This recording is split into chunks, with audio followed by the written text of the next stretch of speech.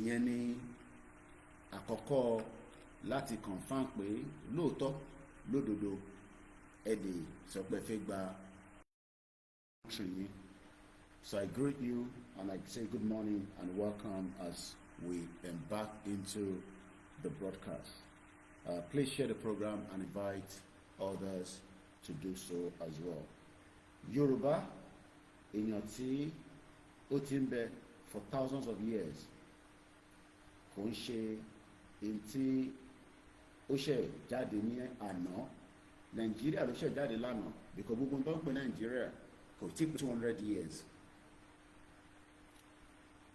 And Nigeria will dissolve, Nigeria will break. Time, how? Òun làwọn èèyàn kò fi mọ̀. Process, òun là ń bá ṣe lọ́wọ́lọ́wọ́ báyìí. And we cannot be tired of the process. And there are many different processes and many ways to máa fi jáde. So ẹ jẹ́ ká start the mix, the Twitter space, so that we can crack on as quickly as possible. Bẹ́ẹ̀ ṣe wọlé, responsibility tẹ̀yìn òun ni kẹ́ share program, kẹ́ sọ fẹ́ni tó sì nínú broadcast, kẹ́ pín link yẹn, kẹ́ share. Responsibility tèmi lèmi ṣe. Tẹ́ bá support wa lórí ẹ̀ fine, tẹ́ bá ṣàdúrà fún wa fine, bẹ́ẹ̀ dẹ̀ ṣe, I'm just doing my own responsibility because èmi fẹ́ kọ́ kọrúkọ mi sílẹ̀ nígbà tá a bá dàgbà tá a bá dògbò tó lókàlùkù wa bá lọ pé iléeṣẹ́ kan wà nígbà tí wọ́n ń jà fún ẹ̀tọ́ ọmọ Yorùbá ó dìde fún wọn. Ẹ̀yin náà bí ó jẹ́ pé owó lẹ máa fi ṣe, ẹ̀yin náà máa kọ sílẹ̀ pé ẹ̀yin ọmọ mi nígbà tí wọ́n ń jà fún òmìnira èmi náà náwó síbẹ̀, èmi náà máa ń lọ sínú broadcast, èmi náà máa ń share, èmi náà máa ń comment. So gbogbo ala ní responsibility. I just woke up, mo shave, mo fọnu, and I'm here to do my broadcast. Iṣẹ́ kan ni tí mo ṣe nìyẹn. And as a journalist, kò sígbà tí a dìde tá a ní nǹkan tá a fẹ́ sọ, even tá a bá ṣe Yorùbá nation, because the world is a big place. There are many things tó ń lọ lágbàáyé. Èyí tó kàn mí nísìn tí mò ń tẹnu mọ́ òun ni kí Yorùbá dá dúró. Kò ń ṣe pé kò sí nǹkan tí a lè sọ̀rọ̀ lé lórí. Ọ̀pọ̀lọpọ̀ nǹkan ṣẹlẹ̀ lójoojúmọ́ around the globe tíyàn lè máa sọ̀rọ̀ lé lórí. But gẹ́gẹ́ bí iṣẹ́ táwa gbé dání lábẹ́ bàbá wa Professor Adébánjí Akíntóyè, lábẹ́ bàbá wa Professor Adébánjí Akíntóyè, lábẹ́ bàbá wa the generalism of Yorùbá land Dr. Chief Sunday Igboho, lábẹ́ àwọn èèyàn ńláńlá tó ń bẹ nínú YSDM, lábẹ́ àwọn ìyá, àwọn bàbá, ọkùnrin, obìnrin, ọmọdé, àgbàlagbà, lábẹ́ ẹgbẹ́ oríṣiríṣi tó ń bẹ. Torí ta bá ń dárúkọ ẹgbẹ́ kan, àwọn ẹgbẹ́ kan máa béèrè kí ló dé tá a dárúkọ tàwọn, àwọn náà ń bẹ níbẹ̀. Ó ṣe pa fojú pa ẹgbẹ́ kan rẹ, ẹgbẹ́ pọ̀, and it will take sometimes time láti máa dárúkọ gbogbo ẹgbẹ́. Àmọ́ mo kí YSDM.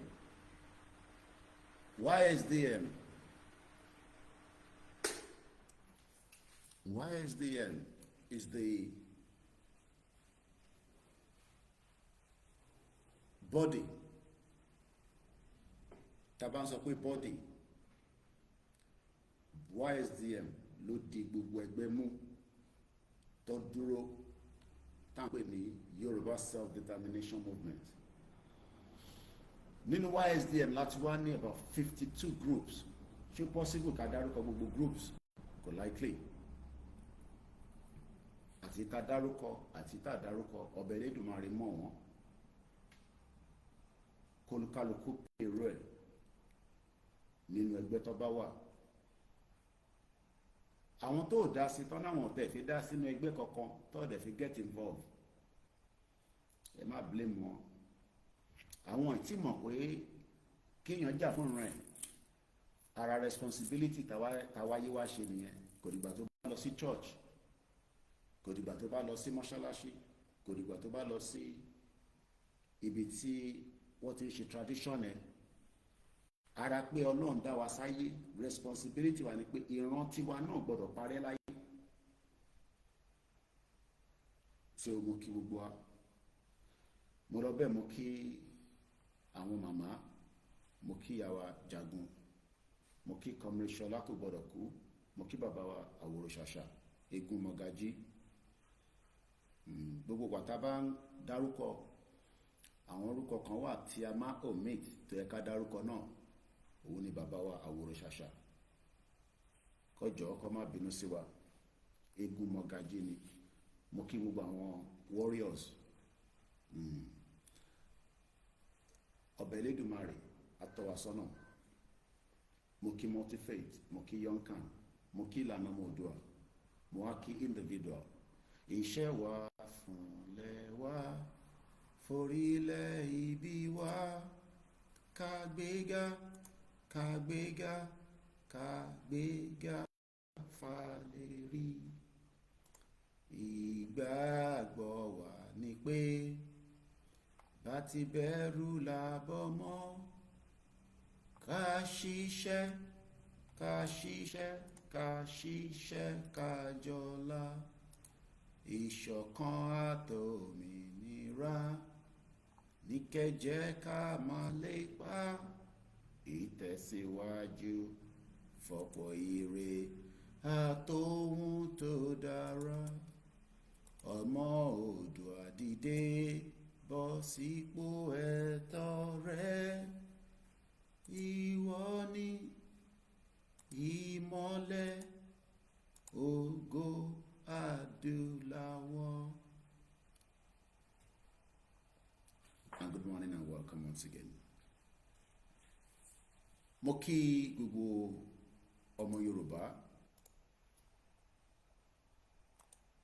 Mo kí ní gbogbo ibi tí olúkálùkù wa bá wà lágbàáyé. Ibi tí gbogbo wa wà gẹ́gẹ́ bí àwa tí a ń bẹ ní diaspora mostly,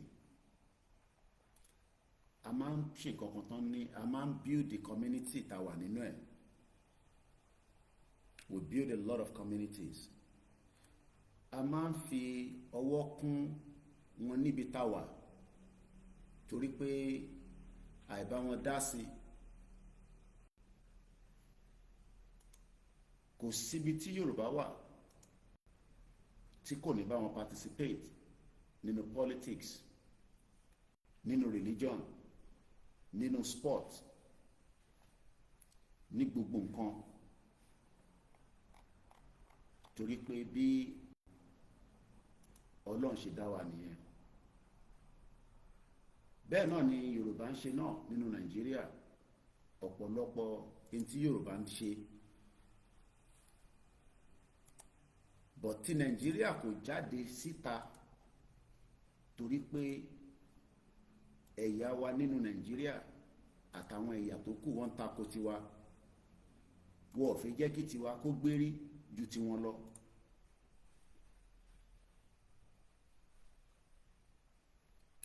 Mo kí wa pé káàbọ̀ sórí ìkànnì wa lẹ́ẹ̀kan sí 4:34 a.m. live broadcast òun là ń ṣe lọ́wọ́lọ́wọ́. Fúnra ọ̀pọ̀lọpọ̀ ó dá yàtọ̀ mọ̀. Ẹlòmíì kò mọ̀ bóyá a wà live àbí bóyá a record ni. So tá bá ń sọ pé live transmission, a jẹ́ pé live lẹ́ ń gbọ́. Tẹ́ bá gbọ́ lọ́dọ̀ àwọn tí wọ́n tún fídíò wa lò, kò ń ṣe live lẹ́ ń wò mọ́. Mo dẹ̀ ti sọ gbogbo ẹni tó bá ń lo fídíò wa, torí a lè máa ṣe wàhálà, ẹ gbọ́dọ̀ fi credit to KOIKIMEDIA. In táwọn management sọ moving forward nìyẹn. Ẹ lẹ́tọ̀ọ́ láti lo fídíò wa, but ẹ gbọ́dọ̀ fi credit. Ibikíbi tẹ́ ẹ bá cut lára fídíò yẹn, a rẹ̀ ti fi àwọn staff wa tó monitor àwọn tó ń lo fídíò wa. So ibikíbi tẹ́yìn bá ti wá ń wo fídíò wa, kò ń ṣe live lẹ́ ń wò.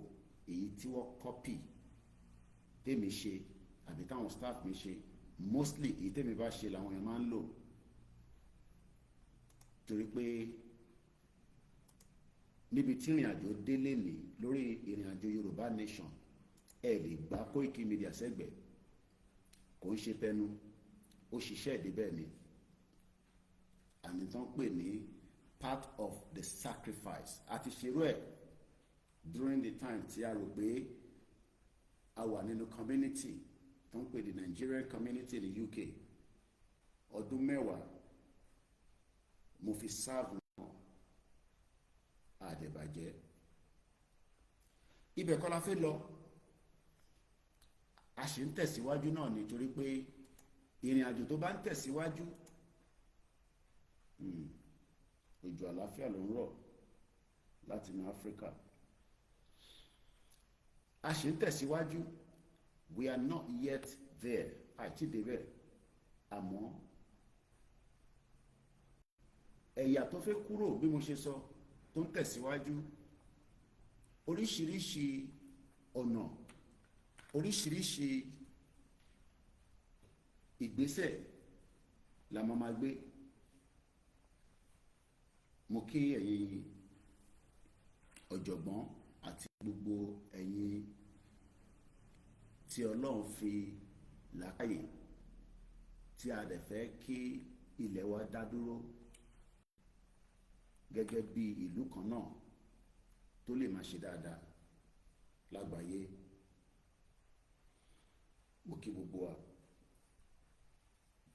Àìsùn òun ló pọ̀ jù nínú kan tá gbé dání. Ní aago 5 fẹ́ lọ lù, ọmọ kékeré tó bá fi apá ṣubú nínú ilé nínú Nàìjíríà lénìí ní South West, kò likely pé wọ́n lè gbé dé hospital torí kò sí ààbò láti lè jáde kúrò nílé ẹ̀. Kódà ẹni tó ń dìde nísìn fi lọ síbi iṣẹ́, ẹ̀mí ò safe within the context of Nigeria. How long will it take? Ìgbà mélòó lọ ẹrù pé ó lè ṣẹlẹ̀ kó tó di pé Nàìjíríà máa pín? Pẹ̀lú gbogbo tó tẹ̀ ń ṣẹlẹ̀, kápẹ́ sọ pé àwọn ọ̀tẹ̀ fẹ́ kí Nàìjíríà pín, à ń bọ̀sibọ̀sí ìtafẹ́ nìyẹn, ní tó wà lẹ́mìí wa nìyẹn.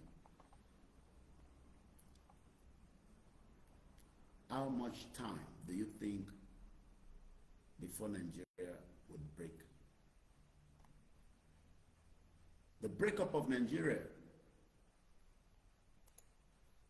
is no longer something that is not going to happen. The dissolution of Nigeria kò ń ṣe tí wọ́n máa sọ pé Ọlọ́run ní jẹ́ kó bọ́ sí, is a prayer and a wish that is too late. I'm talking about individuals, ọmọ Yorùbá, Igbo, Hausa àtàwọn ẹ̀yà tó kù tó wà nínú Nàìjíríà. KOIKIMEDIA sẹ́gbẹ̀ẹ́. The breakup of Nigeria, ìpínyà Nàìjíríà, kò ń ṣe tí church kan máa sọ fún ẹ pé Ọlọ́run ní kò tí ì tó àsìkò. Ọlọ́run kan bá sọ̀rọ̀ yẹn kò stupid.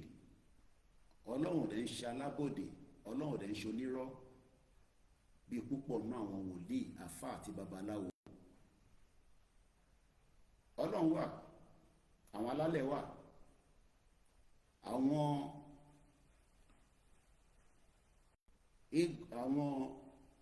eégún baba ńlá wa tó ti lọ,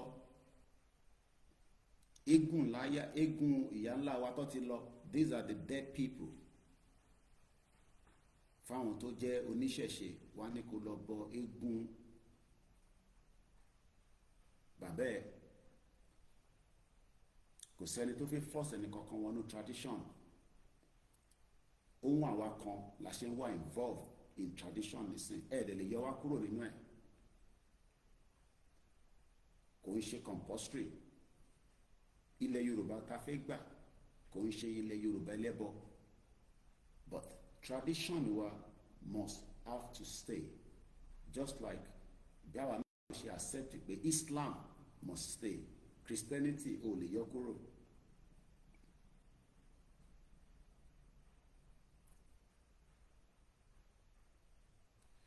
ó ṣe ní láàánú that pẹ̀lú ìyà tó ń jẹ àwọn èèyàn nílé tí mo rí níjọ́ Tuesday lọ́n the 20 èní ní 24 ó di 48 hours close to kò tí pé bọ̀ fún àwa tí a mọ time tá gbéra tá rìnrìn àjò mo rí pé àwọn tó wà nílé ó máa difficult fún wọn láti break through àfi tí àwa tá wà ń ta tá bá fọwọ́ kún wọn kò ń ṣe pé kò wọn ẹlòmíì pé kó gbé ìgbé ayé tó dáa kò mọ ìtàn pè láyé tó dáa kò mọ ìtàn pè ní ìgbé ayé tó rọrùn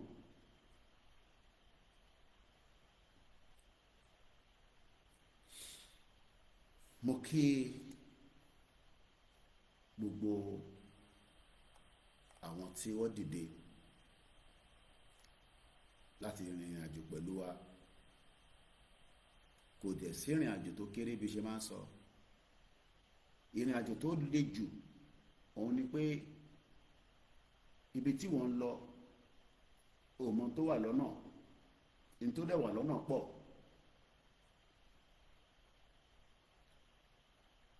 the enemies àwọn ọ̀tálẹ̀ Yorùbá wọ́n gbàdúrà pé kí Yorùbá nation kó wáyé.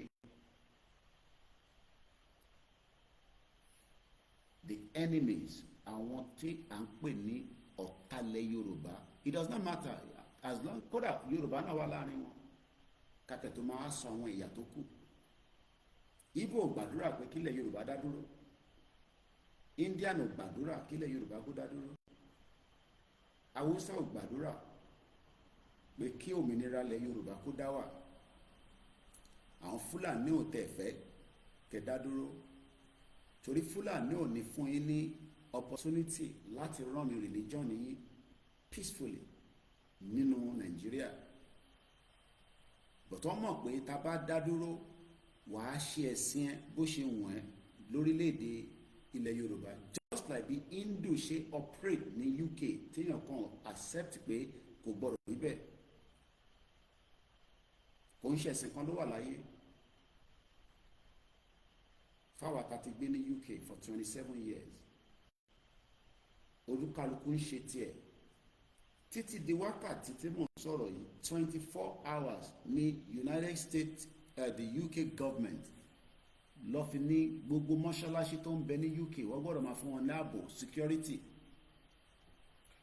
nígbà tí wàhálà yẹn kọ́kọ́ bẹ̀rẹ̀ wọ́n fún wọn láwọn ọlọ́pàá each mosque have 2 police officers tó ń guide ibẹ̀ across the UK nígbà tí àtàkì pọ̀ fáwọn mùsùlùmí ní UK after tí wọ́n review ẹ̀ wọ́n wá kọ́ àwọn tó ń pè ní private security mọ́ṣáláṣí kan wà lẹ́gbẹ̀ẹ́ lémi ní London for every time tí bá wà lórí bus màá rá àwọn security yẹn ìtawájú mọ́ṣáláṣí yẹn lọ́wọ́ àtọ́jókòó iṣẹ́ tó ń ṣe iṣẹ́ shift ni ọ̀tọ̀lẹ́ni tó máa ṣàárọ̀ ọ̀tọ̀lẹ́ni tó máa ṣálẹ́ ǹjẹ́ wọ mùsùlùmí tó ń bẹ nínú Nàìjíríà lẹ́nu ǹjẹ́ ààbò wà fún ẹ ǹjẹ́ government from the local títí dé state títí dé federal ǹjẹ́ wọ́n ṣe ààbò ǹjẹ́ wọ́n ṣe ààbò fún ẹ pé kó bá lọ kírun probability pé ẹ̀mí ò ní já sí ibẹ̀ kó tó jáde torí pé àwọn Fúlàní àtàwọn terrorists wọ́n accept the kind of southwest Islam táwa ń ṣe kódà wọ́n gbàgbọ́ pé infidels làwa náà wọ́n tẹ̀ like Christian ìyẹn ló máa ń yà mí lẹ́nu tí Christian sọ pé òun ò fẹ́ kí ilẹ̀ Yorùbá dá dúró pé Ọlọ́run sí ní kò tí tọ́lọ́run bá tẹ̀ ń sọ pé kò tí tó àsìkò ẹ̀yin ò gbọ́dọ̀ máa bẹ Ọlọ́run pé kásìkò yẹn wá nísìn àwọn kan tẹ̀ máa náà wọ́n fẹ́ new Nigeria nínú ibi tí terrorist tó ń gbìyànjú pé lórí ilẹ̀ yín ẹ̀ nílé worship the kind of religion that you do but ní same UK tí gbogbo àwọn pastor yín lọ ní same America táwọn pásítọ̀ yín lọ láìpẹ́ aṣáàrí pásítọ̀ kan tó lọ Amẹ́ríkà tó lọ ṣèjọ́sìn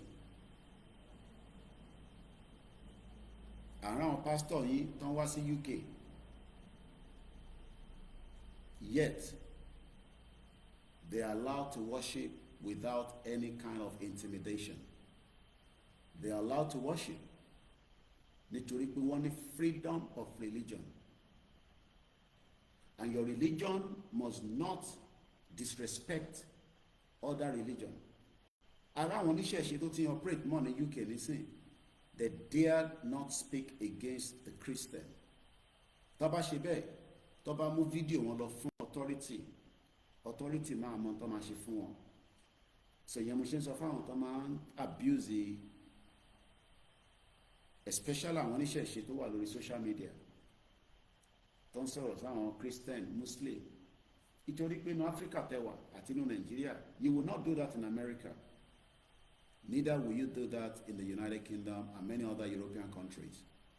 Lóòótọ́ àwọn òyìnbó kan náà wà tó wà against Islam in Europe, kò wọ́n believe pé Islam is spreading very fast, and which is true, especially if we look at the United Kingdom today. But the fact remains is that the government of those countries won't try to balance the situation. So tabana fẹ́ dá dúró tó wá nítorí pé mi jẹ́ Muslim, èmi ò fẹ́ nǹkan tó ń ṣe bẹ́ẹ̀ yẹn, torí tabá délẹ̀ lérí àbí tabá gba country wa ìtàn àwọn lẹ́bọ ló máa ṣe èyí tó ń ṣe nínú Nàìjíríà, ṣe o ní right as a Muslim gẹ́gẹ́ bí Christian tó ń ṣe nínú Nàìjíríà, wá sọ right ẹ fún mi láàárọ̀ yìí. What are your rights? Ẹ̀tọ́ wo gan ló ní gẹ́gẹ́ bí religion tó ń practice? Because gbogbo tí mo rí ni pé gbogbo yín pátá, you enter a vehicle that you are likely pé ẹ̀mí ẹ̀ máa jábọ́ nínú mọ́tò tó wà nínú ẹ̀.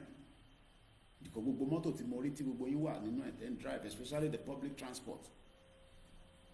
Mọ́tò mi ẹ̀ mọ brake pad tó sì lára ẹ̀, èmi engine ẹ̀ ti kú.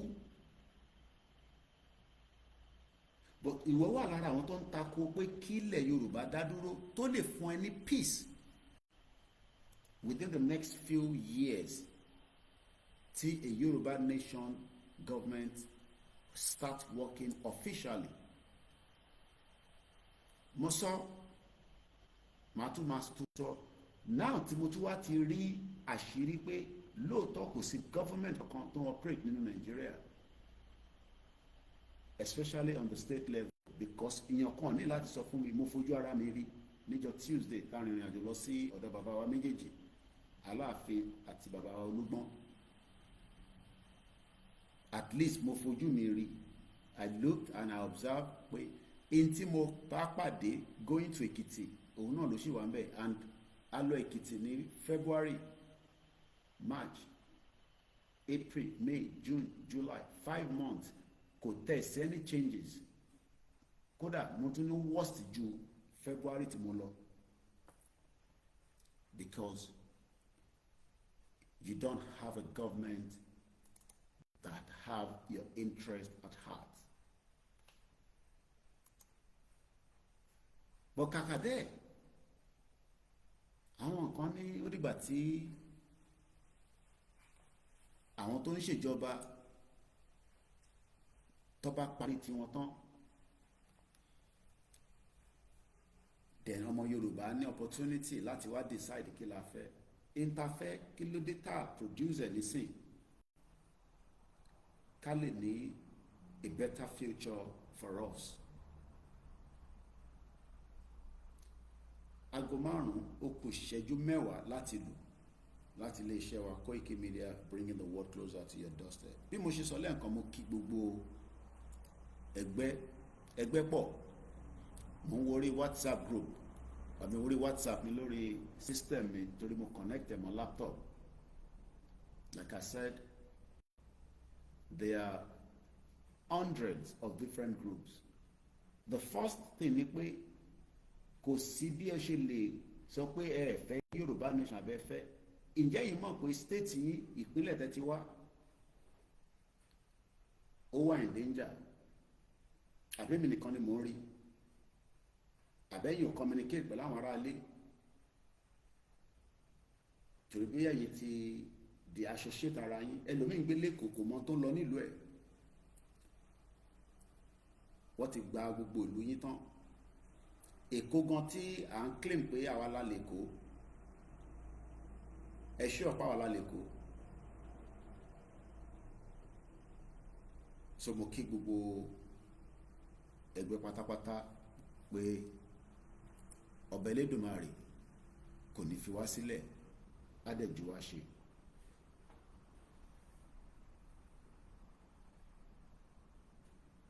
Ṣé dissolution ni solution àbí campaign tí olóṣèlú tún gbé dání nísìn torí bá ṣe bẹ̀rẹ̀ tá sọ títí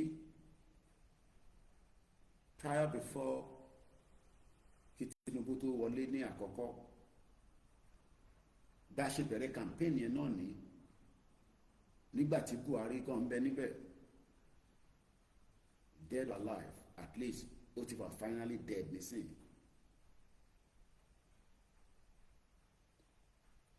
As for reasons while the Yoruba people must do everything within the power to exit Nigeria. But some say that it is not the right time, while some say it is not going to happen.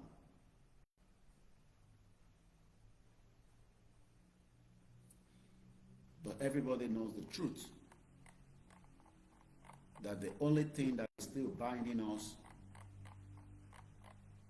at the moment needs now to be dissolved.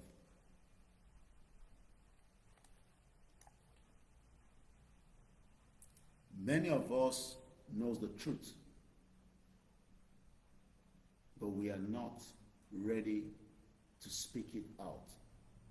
But some of us are not comfortable, and that's why we are doing what we are doing. To wake up the minds of millions of Yoruba people across the globe and let them understand that the land that belongs to us is in danger,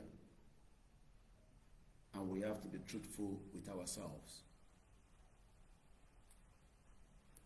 It is not because of the selfish interest, as you might think, of individuals. It's because they are concerned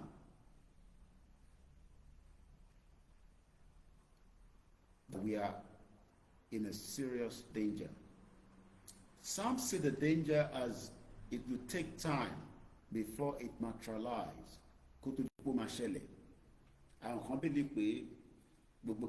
I am 47 years old. Baba Kitore is 90. Igbowo is about in his 50s. I would let you know. How much time do you give this country before our people will suffer more? How much time left for Nigeria? Give it another 4 years for the interest of individuals that could not support our people for 20 years. Most of the politicians in Yoruba land today have been operating one way or the other. Tẹ́bá dárúkọ Tinubu, ẹ dárúkọ Arẹ́gbẹ́ṣọlá. Tẹ́bá dárúkọ Arẹ́gbẹ́ṣọlá, ẹ béèrè lọ́wọ́ Fáyẹmí. Benga Daniel is still a senator. Ẹ béèrè lọ́wọ́ Yayi. Ẹ béèrè lọ́wọ́ Amosun, governor twice, senator now. And many of them like that. Power is intoxication, and they are not ready to let it go. Agbára tó dìmú, àwọn ready láti let go. And that is why we all have to rise together and take it from them, so that an independent Yoruba country that we want shall stand.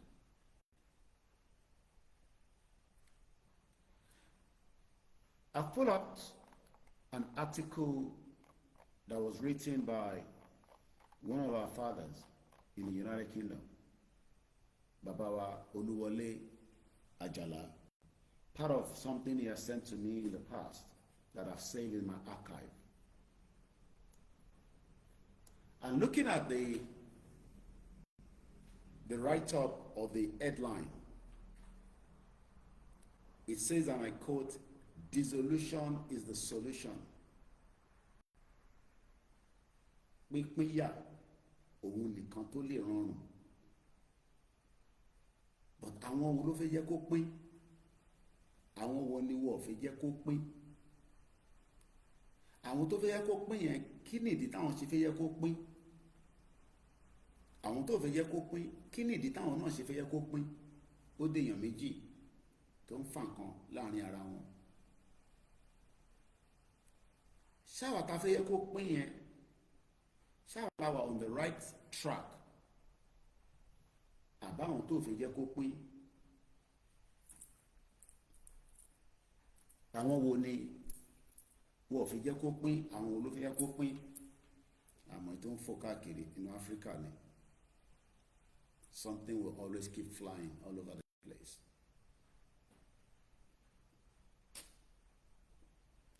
Two different groups of Yoruba people. Some of us want dissolution now, while some does not want dissolution.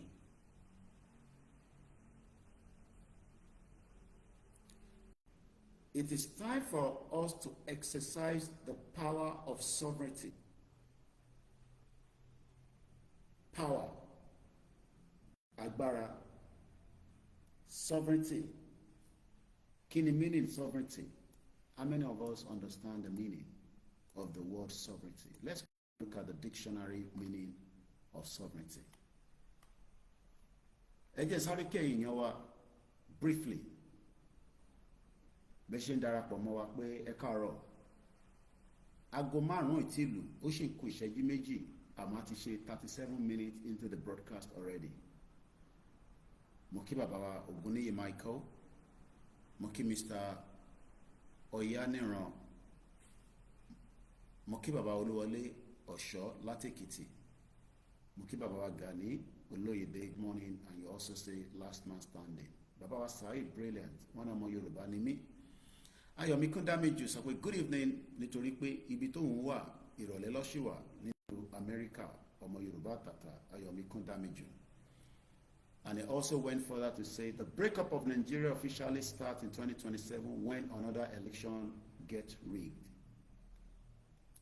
Alan Conde doesn't like Britain at all. And the reason is clear. Gbogbo ìdààmú tó ń ṣe wá lénìí kò ń ṣe àjà tó ṣó. Britain created the mess in 1914.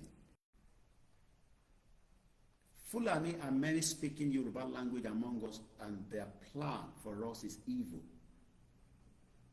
Fulani tó ń sọ Yorùbá jù èmi gan ló ti wà. But plan wọn is evil against the Yoruba people. As I move to the quick next people that are still on the broadcast, láti lè kí ẹ̀yin tí ẹ wà lórí ètò, mo ń sọ pé sovereignty. Sovereignty. What is the meaning of the word sovereignty? The supreme power or authority. Sovereignty can generally be defined as a supreme authority. And play politics pẹ̀lú àwọn evil people tó ń pè ní Fulani. Àwọn olóṣèlú wa ń play politics pẹ̀lú wọn. Àwọn ọmọ bá ṣe máa twist wọn, àwọn bá ṣe máa gbé wọn kalẹ̀. But their own agenda is different. Kò ń ṣe lénìí ni agenda yẹn ti wà ń bẹ̀. This agenda has been there for many years before today. But wọ́n ọ̀rẹ́ ní challenge wọn as we are doing right now. And that is giving them a lot of concern. Moki Babawa Omojoa Ayodeji, good morning. God will let you up in Jesus' mighty name. Amen. Moki Babawa Niniola Sulaimon God will help you, sir, so as God will help us. Because konshemi gbogbo ala need it. So God will help every one of us. Whatever belief of the God system. I have a sister, every time I send her a message, she's always knocking it off and saying, Madaruko Jesus, Madaruko Muhammad, Kadaruko Amalale. I just don't respond to it. If you are one of those as well, she lives abroad. Allah Akbar.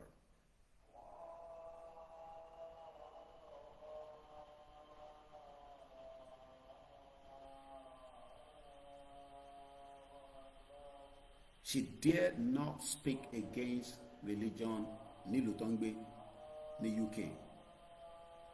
She dares not. But like I said, it is easy for us to sit on the social media and criticize Christian and Islam as Yoruba people. But Feni Tongbe in the UK, you dare not. It could land you in a big problem. It could land you, you could lose your job. You might not be deported if you have the legal status to live in the UK, but it could land you into a prison. So I wonder when Torikbaye were against Islam and Christian, and you speak, and to one Lily Mali understand, but for diaspora, let us be very careful. Muki Olanipeku plenty. Muki Baba wa Koyemi. Muki Baba wa Olani. Bẹ́ẹ̀ni muki ẹ̀yin tí ẹ wà lórí Instagram. Muki our beauty amokwe. And let's forge ahead. And those of us that have joined us on the Twitter space.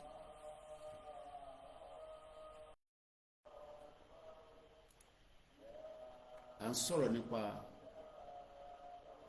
what is the simple definition of the word sovereignty?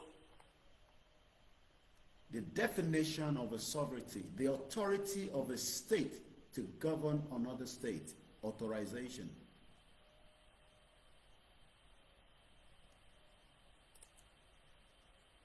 Sovereignty is a political concept that refers to a dominant power or supreme authority in a monarch, supreme power. And the write-up is, it is time for us as a koto. Odaro, fẹ́yìntẹ́ lọ sùn náà. Oh, I cite you our doctor. Bẹ́ẹ̀ ni ẹ gbọ́dọ̀ lọ sùn nítorí pé ẹ ti wà ní ọ̀gànjọ́ òru. I cite you right now. Ẹ ṣé gan ni. And it's a privilege to meet you in Africa after 5 years in this movement. Mo ní dárúkọ ẹni náà kẹ́ má lọ wọn wá káàkiri. Wọ́n ti padà sí America. Wọ́n mọ̀ pé mi máa padà rí wọn ní Africa. Àwọn sọ fún mi pé àwọn ń bọ̀ l'Africa. But ìgbà tèmi máa dé, àwọn náà wà surprise gbà. 2021 lọ́nà connect gbogbo wa papọ̀. Ẹ bá ń kí mọ́m sí dàdọ̀. Ẹ dẹ̀ bá ń kí àwọn family. These are Yoruba people. Àwọn ọmọ Yoruba tata. They are married, they are settled down with their husband, but they are concerned about Ile Yoruba. I had the privilege to meet a family on this trip. And the daughter is a musician. And I was meeting her for the first time. Came all the way from America. And ìgbà tí a wá sọ̀rọ̀ tá à engage, wọ́n á wò pé ẹ wo ìran wa bó ṣe wà níta. Those are children that doesn't want to come back home. Ó ti tọ́ káàkiri gẹ́gẹ́ bí artist tó ń kọrin. I will not give her details on this live show. Ó ti lọ Australia, ti lọ New Zealand. Ó wà ní London some few weeks back. Ó fún mi ní Instagram page ẹ̀ mo lọ wo gbogbo tó ń ṣe. Mo ní ṣé lè máa wálé báyìí? ṣé mo lè force lè pé Nigeria everything is gonna be fine? The parents are in this movement big time, but again, let us exercise the power of sovereignty.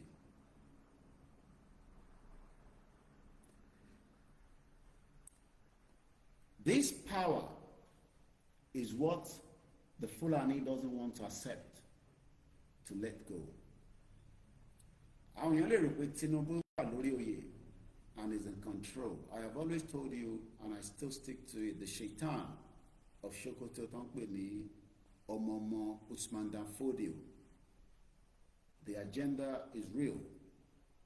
They might dress in a way that you are thinking that agenda is not real. Agenda tí grandfather wọn fi sílẹ̀ ni pé wọ́n gbọ́dọ̀ dip Quran sínú omi ti ilẹ̀ Yorùbá kọ́ kúrò lọ́wọ́ wa. And they have all the time to wait. Nígbà tí màá ti sister mi yẹn sọ̀rọ̀, the amount of iṣẹ́ tó ti ṣe fúnran Yorùbá directly and indirectly with our own music ní àgbáyé, àmọ́ ilẹ̀ tí ó connected táwọn òbí ẹbí tó connected ní ẹ̀ sí ilẹ̀ yẹn kò ní peace. And this sometimes gives me concern that do people really understand that, especially in TF, who are involved, they were in diaspora. Like I said before I left London coming back, I sat my son down and I made him understand that it's a fight that anything can happen to life, but it is worth it so that you can take àwọn ọmọ tó wà nílẹ̀ àtọmọ tó sì máa wà nílẹ̀ back home, even if I am not going to be around.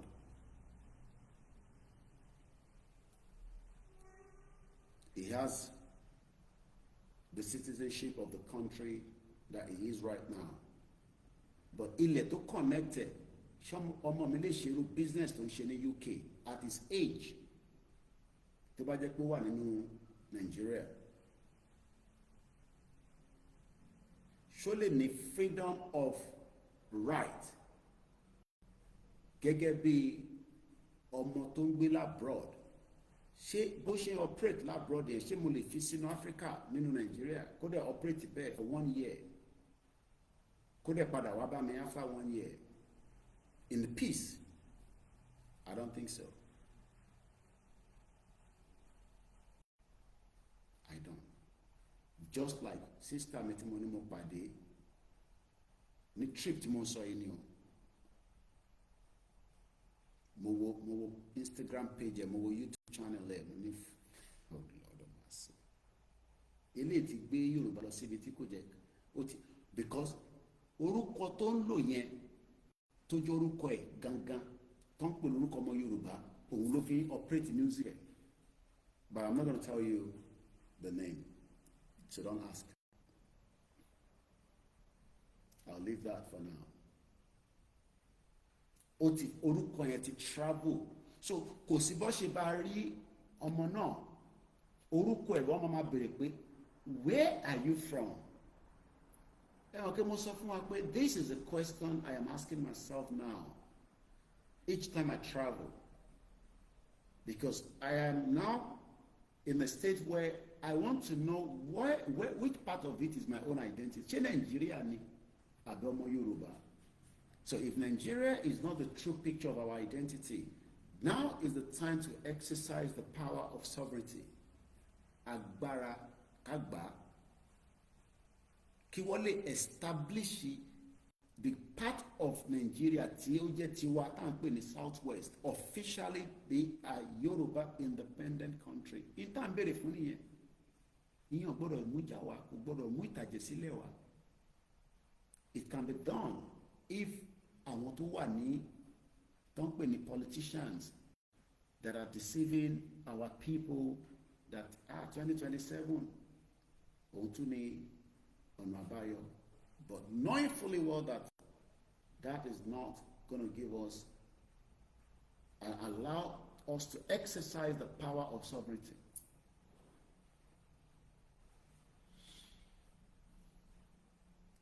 We have wasted and sold under the guise of superior elections over the years. I'm going to read all that now in one block. It is time for us to exercise the power of sovereignty that we have wasted and sold under the guise superiors elections over the years. Artificial election in Nigeria, I'm sure you all know, is from 1999. Some of us have left country prior before that. I left Nigeria in 1998, September precisely, ní mo kúrò Nigeria. So tí sọ pé bẹ̀rẹ̀ election campaign àbẹ́fẹ́ election. Tinubu was in exile. A lot of people know him very well in exile. There are families that knows him. Kódà trip mo tún ṣe dé àwọn kan tí mo tún gbọ́ nípa pé àwọn tó mọ Tinubu dáadáa when he was in Chicago.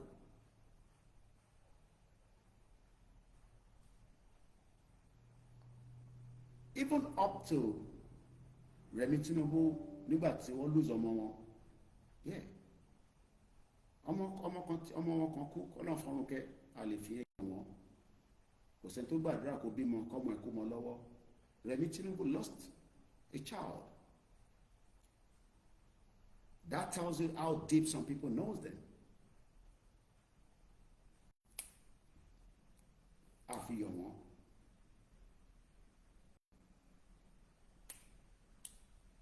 But humans change, especially when they have the power. These are family that knows Tinubu back to back while he was in America. But the question is, why does he have to take another 4 years before it delivers Yoruba people what they want? Why must it be a complete cycle? What does he want to gain from that cycle of Ogbodo de 8 years? Kí a tó decide in Tenyamo Yoruba fe? Because Tinubu has a lot of stake in Yoruba land.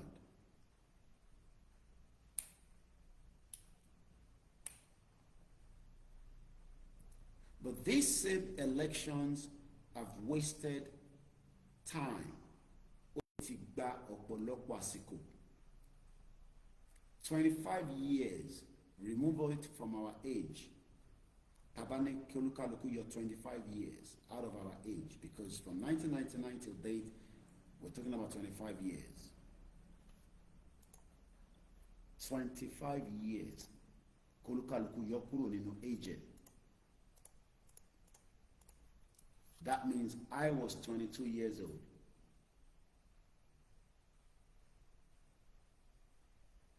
Well, I was in the UK.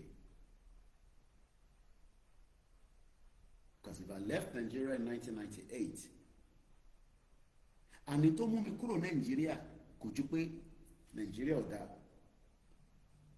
I wanted to look at it from that angle. So, after 25 years, ó jẹ́ ká lè sọ pé Koiki wa máa gbé ilé wa okay now. Ṣé mo lè wá gbé ní Nigeria continuously and I can live the kind of life I live in the UK? Ṣé ó possible? Ṣé wà in reality?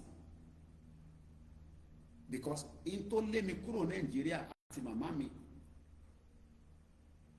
ṣé problem yẹn ti wà sorted out?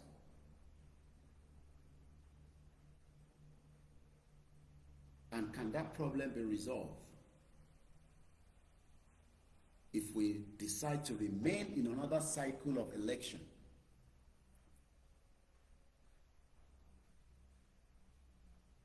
Is that not problem to lé mi kúrò Nàìjíríà? Kò ń ṣòwò náà ló fi léwọ náà kúrò Nàìjíríà nísìn tó ń wá gbogbo ọ̀nà.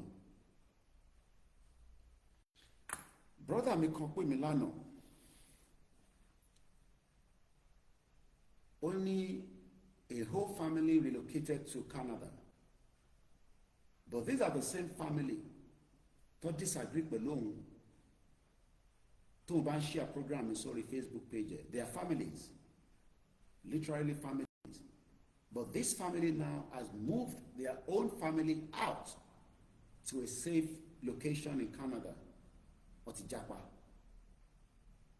Wọ́n ní ó ní ìyá òun wá ń sọ fóun pé ìdí tí wọ́n náà ṣe kúrò Nàìjíríà ni pé lóòótọ́ threat tí Koiki máa ń sọ yẹn tó ń share sórí broadcast àwọn lè máa wà satisfied. But now wọ́n realize pé lóòótọ́ ni this country has nothing to offer anybody. And we're talking about 60 million people. Should we leave 60 million people and allow them to just live life? Alaji Alabipe Milano, one of their family was a bit not doing very well elsewise. Eloshi checkup. The checkup itself is going to cost 200,000 naira. Now they realize that I think they have breast cancer. The problem by. Dr. Mawumi, I've said it publicly and openly that she has been receiving medical treatment in America till date. She could have died without that kind of medical support. She Dr. Mawumi lè wá gbé ní Nigeria.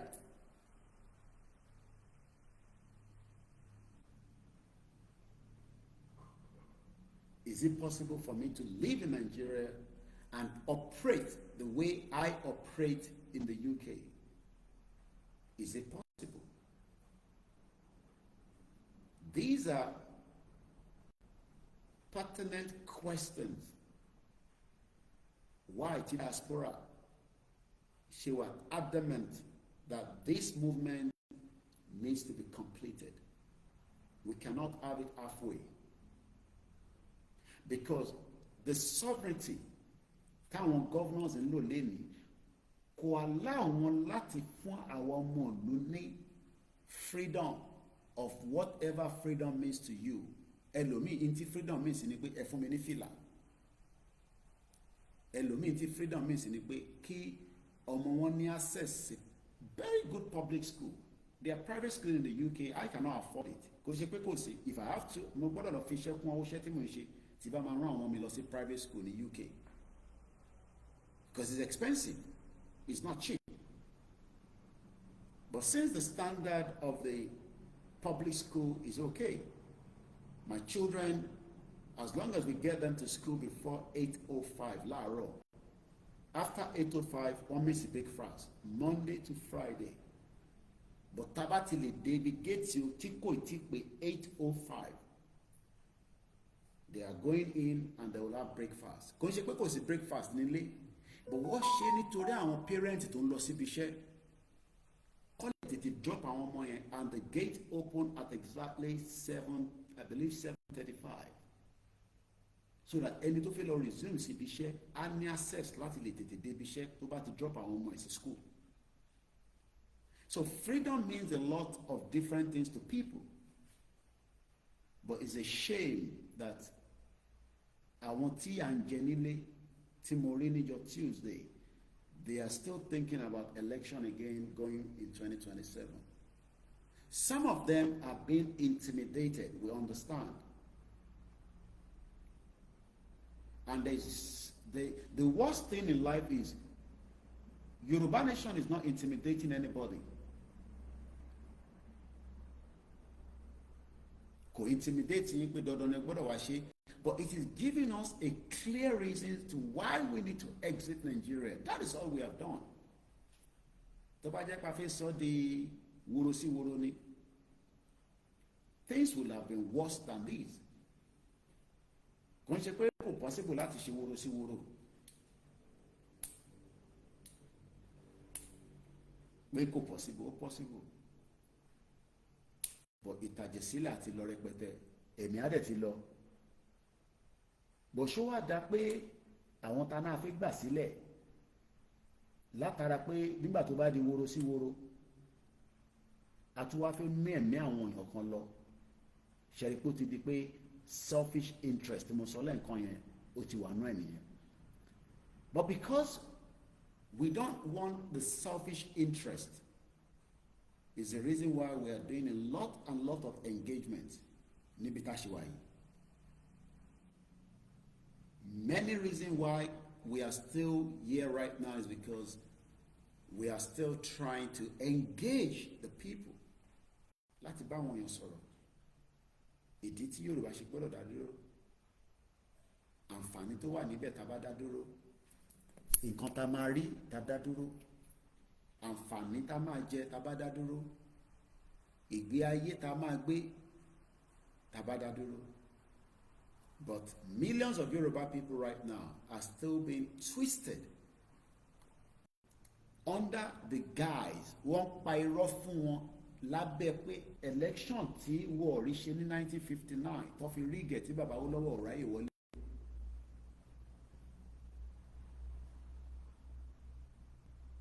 Bàbá wa Clef Wolex wọ́n ní they are waiting for Peter Obi in 2027. The lies that you have been sold.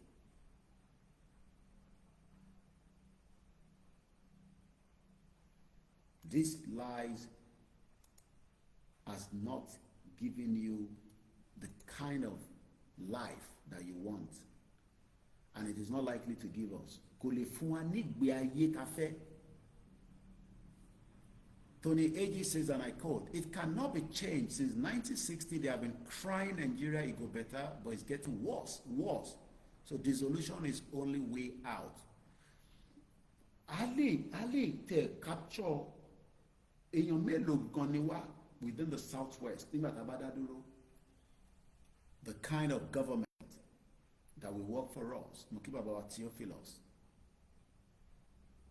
Yes, the website is down. I believe I need to make a payment. Yes, my website, KOIKIMEDIA.com, but not, the other one should not be down, I believe. And if that one is down as well, no. KOIKIMEDIA International News is still up and running. Whatever, I'll see KOIKIMEDIA.com. Because we have to do other things, but the website cannot be down. So I need to make a payment. That's why it is down. I was at my dashboard yesterday. I was almost going to make the payment last night, but when you have priority, that need to also be sorted out. But again, I'm going to have to deal with that this morning. So mo ra owó yẹn díẹ̀ because ẹrù yẹn mo gbọ́dọ̀ gbà jáde ní wíìkì yìí. And today is, I believe, is it Thursday? Yeah, Thursday. So pounds to wà lọ́wọ́ mi tó rọra kéré bó ṣe kéré yẹn. But the website is important. Your subscription has expired. Renew now or your product will be permanently cancelled. So I have to deal with it. And that's why we said, let's support Ilé-iṣẹ́. Because that website has all the information, koikimedia.com.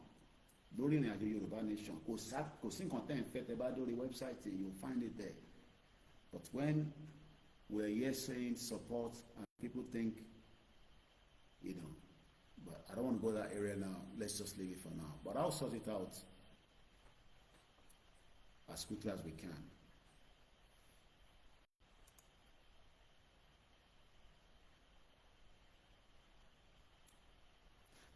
We are still on the sovereignty, the power of sovereignty.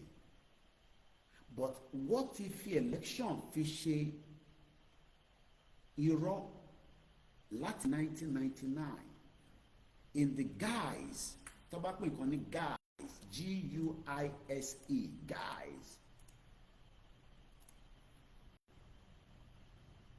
in the guise that things will be better. Kí ni meaning guys? Guys. G-U-I-S-E. Golf Uniform India Sarah Echo. Guys. An external form, appearance, or manner of presentation, typically concealing the truth nature of something.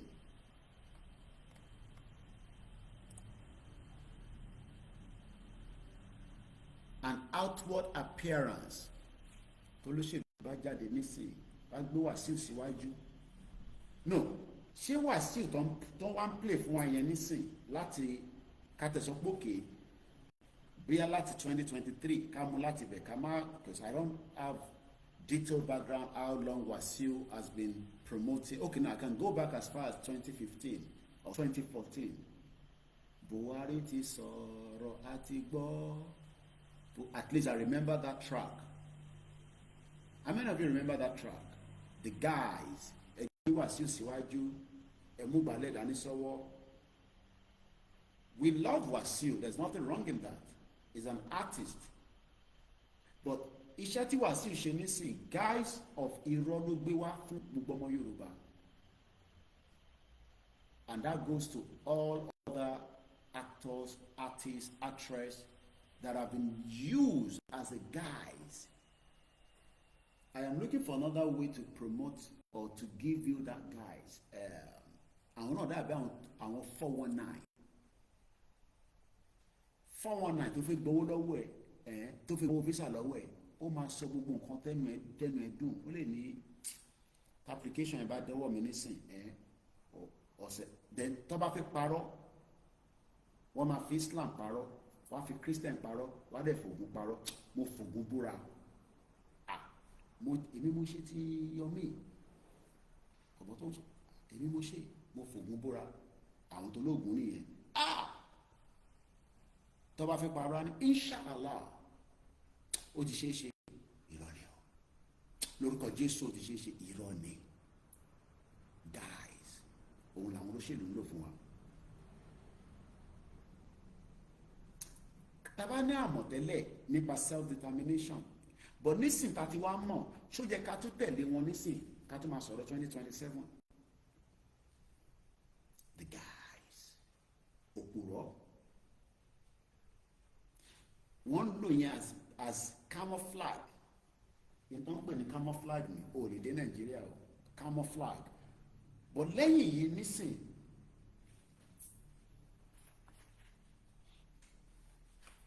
ta ló mọ tó wà lẹ́yìn ìfìlà yìí ta ló lè gẹ́tì tí ó wà lẹ́yìn tí mo dìmú tó wà lẹ́yìn ìfìlà yìí tó bá gẹ́tì máa fún ẹ ní £1 million èmi náà tún parọ́ nìyẹn torí pé mo ní £1 million tí ó ti bá ní £1 million máa ti san wẹ́bsáìtì mi but ta ló lè san tó wà lẹ́yìn ìfìlà yìí ta ló lè gẹ́tì tó wà lẹ́yìn ìfìlà yìí that is what politicians have done for your life òpùrọ́ ni wọ́n bò wọ́n mọ̀ pé tílẹ̀ Yorùbá bá dá dúró nísìn òfin ilẹ̀ Yorùbá ò ní tọlọrétì tó ń ṣe nínú Nàìjíríà fún ẹ láyé kò possible.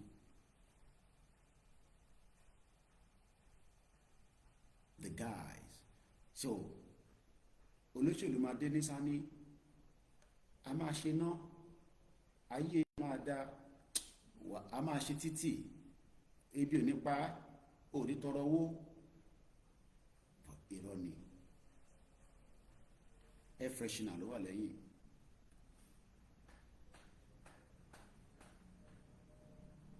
wọ́n fi lè ṣe camouflage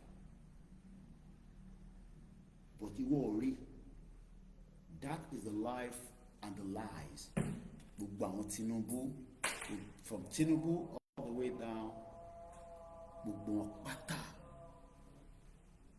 they are 419 using the guise of election to deceive the lives of our people.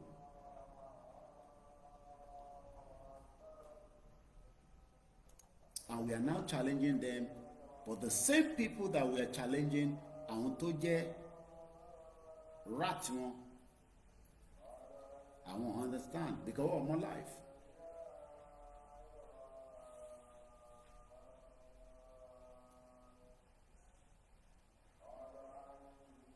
wọ́n mọ life but èmi ni máa yọ ẹ̀mí ẹ̀ sórí ẹ̀mí ẹ̀ tó ṣe connect mọ́nú Nàìjíríà yẹn orí ìkànnì yìí tó bá ti ń gbọ́ èmi ni máa disconnect ẹ̀ èmi ni máa disconnect ẹ̀ we're getting there and ilẹ̀ Yorùbá máa dá dúró. Every one of them knows that the truth is out in the public because Nigeria itself, according to Obasanjo, Onjokole keg of gunpowder. Into control ni pé kọ́kọ́ fi ṣáná sí boom gáàsì tó ti release òun lọ́rọ̀ Nigeria and it is intoxicated.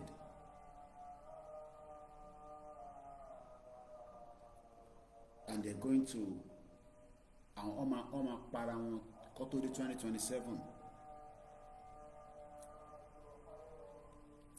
According to Ango Abdullahi, said in a summary in many of his write-up,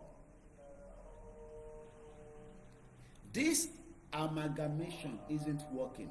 Kí ló dé tí gbogbo wọn fi accept pé amalgamation yìí ó ti gbìyànjú tiẹ̀ gbogbo kan láyé ló ní ìgbìyànjú tíyàn bá sàn kan títí ìgbìyànjú yẹn tí kò bá rí solution sí ìyẹn padà sẹ́yìn kó rí kí ló tún ṣẹlẹ̀ ṣé amalgamation yìí ṣe fíìpó lè máa ṣe work ni àti pé how much time do you want to give it so a fẹ́ satisfy Tinubu against millions of Yoruba people. The guys. This amalgamation isn't working, therefore it has to be dissolved. It is not working. A peaceful dissolution is the next recourse. But the word peaceful here in Africa is not something that they like. Kí nǹkan wà peaceful láti ṣe. Kí ni nǹkan tó wà peaceful tó lè ṣe nínú Nàìjíríà ṣá? Tó bá fi gba driver license, o lè gbà by peace. Tó bá fi gba ìwé document mọ́tò, o lè gbà by peace. Tó bá fi gba Nigerian passport, o lè gbà by peace. Àwọn ọlọ́pàá jáde l'Abuja wọ́n ní wọ́n san pension fáwọn. I remember at least when my mom, was about to get her pension. Mo rò pé ó struggle, mo rò pé ó pè mí pé ṣé ká lọ protest níwájú Downing Street pé pension mi bó ṣe ń parí. Kódà kí mọ̀ sí mi tó parí iṣẹ́ tán ni wọ́n ti ń ṣàlàyé fún pé ẹ̀tọ́ ẹ̀tọ́ tó máa gbà rèé ìntó tún jẹ́ kó gbà tó mọ̀ wọ́n ṣe tún sọ fún láìpẹ́ pé ìjẹ́ ọmọ kó ní access sí. Do you know that my mom has now opportunity just recently mọ́tò máa ń lọ gbé wọn nílé á kọ̀ gbé wọn á lọ sí ibi táwọn àwọn tó kù bí age mate wọn wá wà ń bẹ̀ bíyà for few hours ọjọ́ méjì láàrin ọ̀sẹ̀.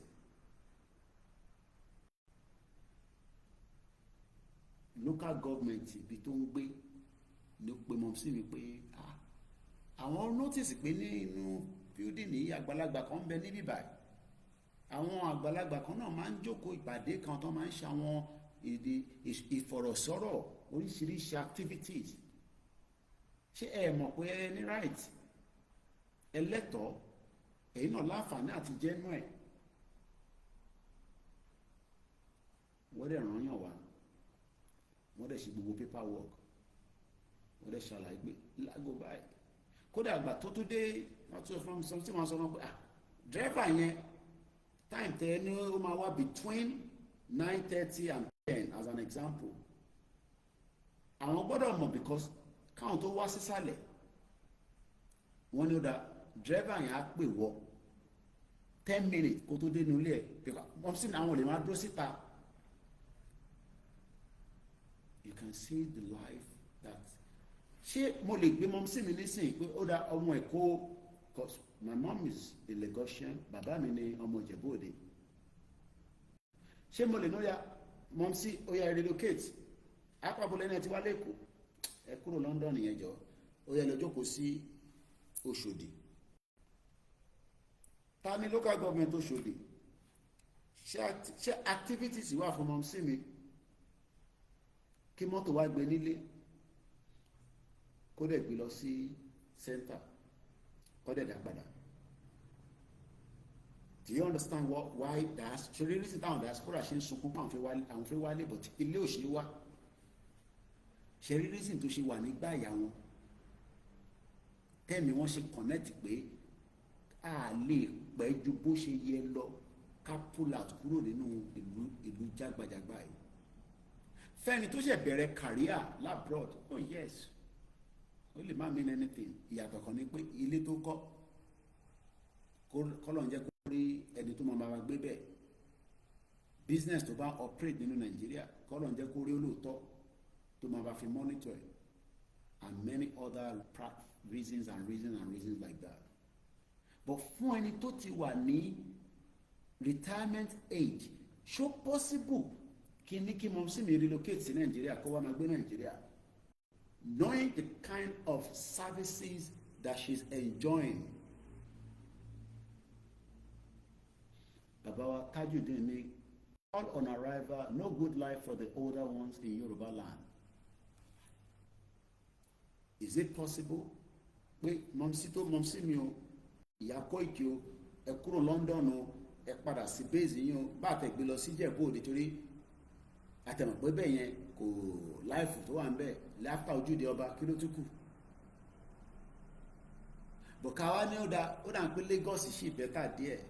Ṣé mọ̀mísí mi ló relocate and live in Lagos State and get even half of the services that she enjoys in London after her retirement? Ọlọ́pàá jáde ó ní serve Nigeria for 35 years. Ẹni máa kọ́kọ́ san 1.7 million, ẹ wá máa san 20,000 every month. Ó ní òun kọ lẹ́tà sí ọ̀gá ọlọ́pàá látọdún mẹ́ta wọ̀ dáhùn lóhùn.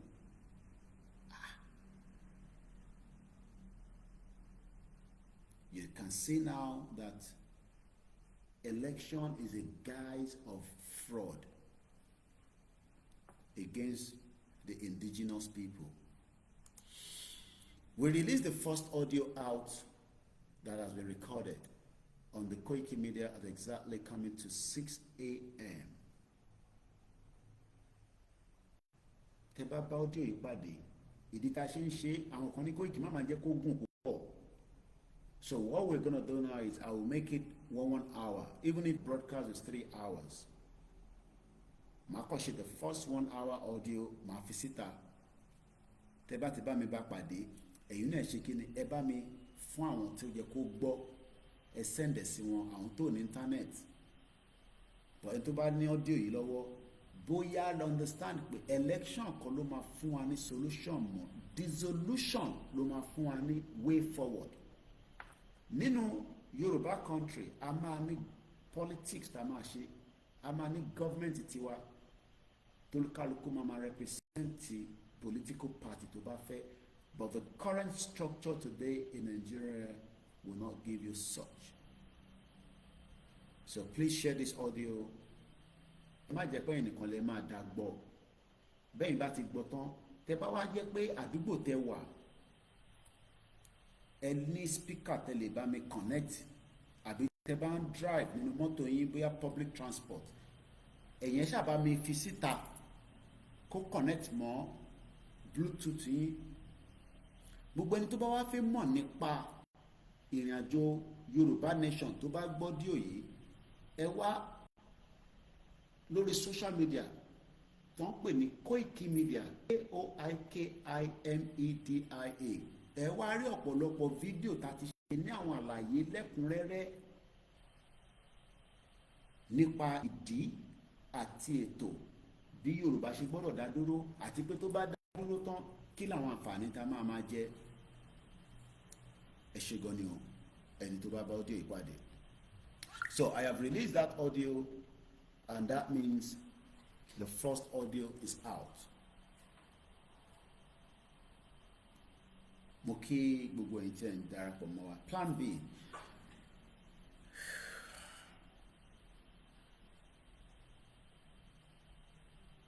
It's coming up to 6 o'clock. Wọ́n ṣe pé ìrun àsùbá tán ni. Kọ́lọ́run Elédùmarè kó gbà fún wa, kó gbà fẹ́mi, kó gbà fẹ́yìn, kó gbà fún ìran wa. Gbogbo àwọn tó jẹ́ alátakò tí wọ́n fẹ́ kí ilẹ̀ Yorùbá dá dúró wọ́pọ̀. Alátakò làwọn. Kò sí nǹkan tí ọmọ Adéyẹmọ, YSDM àti gbogbo àwọn tí wọ́n ń ṣiṣẹ́ tó lè ṣe tó máa wà satisfied. Ẹ má worry nípa àwọn yẹn. They are not capable to stop the reason why Yoruba nation must come. They are not. Wọ́n lè try. You cannot see the discussion between Aláàfin and Igboho. Why do you want to see the discussion? It's a private discussion. Baba Sulaiman, NFRE, the discussion between Igboho and Aláàfin for you. Kí ni reason there's a very discussion here? It's a private conversation, and that goes to anybody that is waiting to get the discussion. And it's not something I'm going to tell you what the discussion was. There's some discussion that is private, not for the public. And I hope it answers the questions in the minds of millions of people that are also saying the same thing. There might be Africa oríṣiríṣi nǹkan ló máa fly káàkiri. So, clear very discussion in ti Igboho àti Aláàfin sọ. It's a private, and the most reason for that to come to the public. He also had a private discussion with Baba Olúgbọ́n, but again, èyí tí wọ́n show tí gbogbo wa gbọ́ yẹn is just for the public. No, kò tẹ́wọ̀ tẹ́ ní láti lè rí lórí Google because it's a private. Mo kí Àkàlàmàgò TV, káàárọ̀ brother mi. Ọ̀bẹ̀lẹ́dùmarè wà pẹ̀lú unique baby ṣe gan ni. So ṣé nǹkan táwọn dúró dè ní ẹ fẹ́ gbọ́n kan tí olóyè àti bàbá wa Láàfin Kábíyèsí tó sọ? Really? I just say it's a private conversation. It's not for the public. Tí bàbá wa Kábíyèsí, if it believes that they want a communique to come out from the palace, they have a strong media that will tell us what they want you to know. And let me put this on record.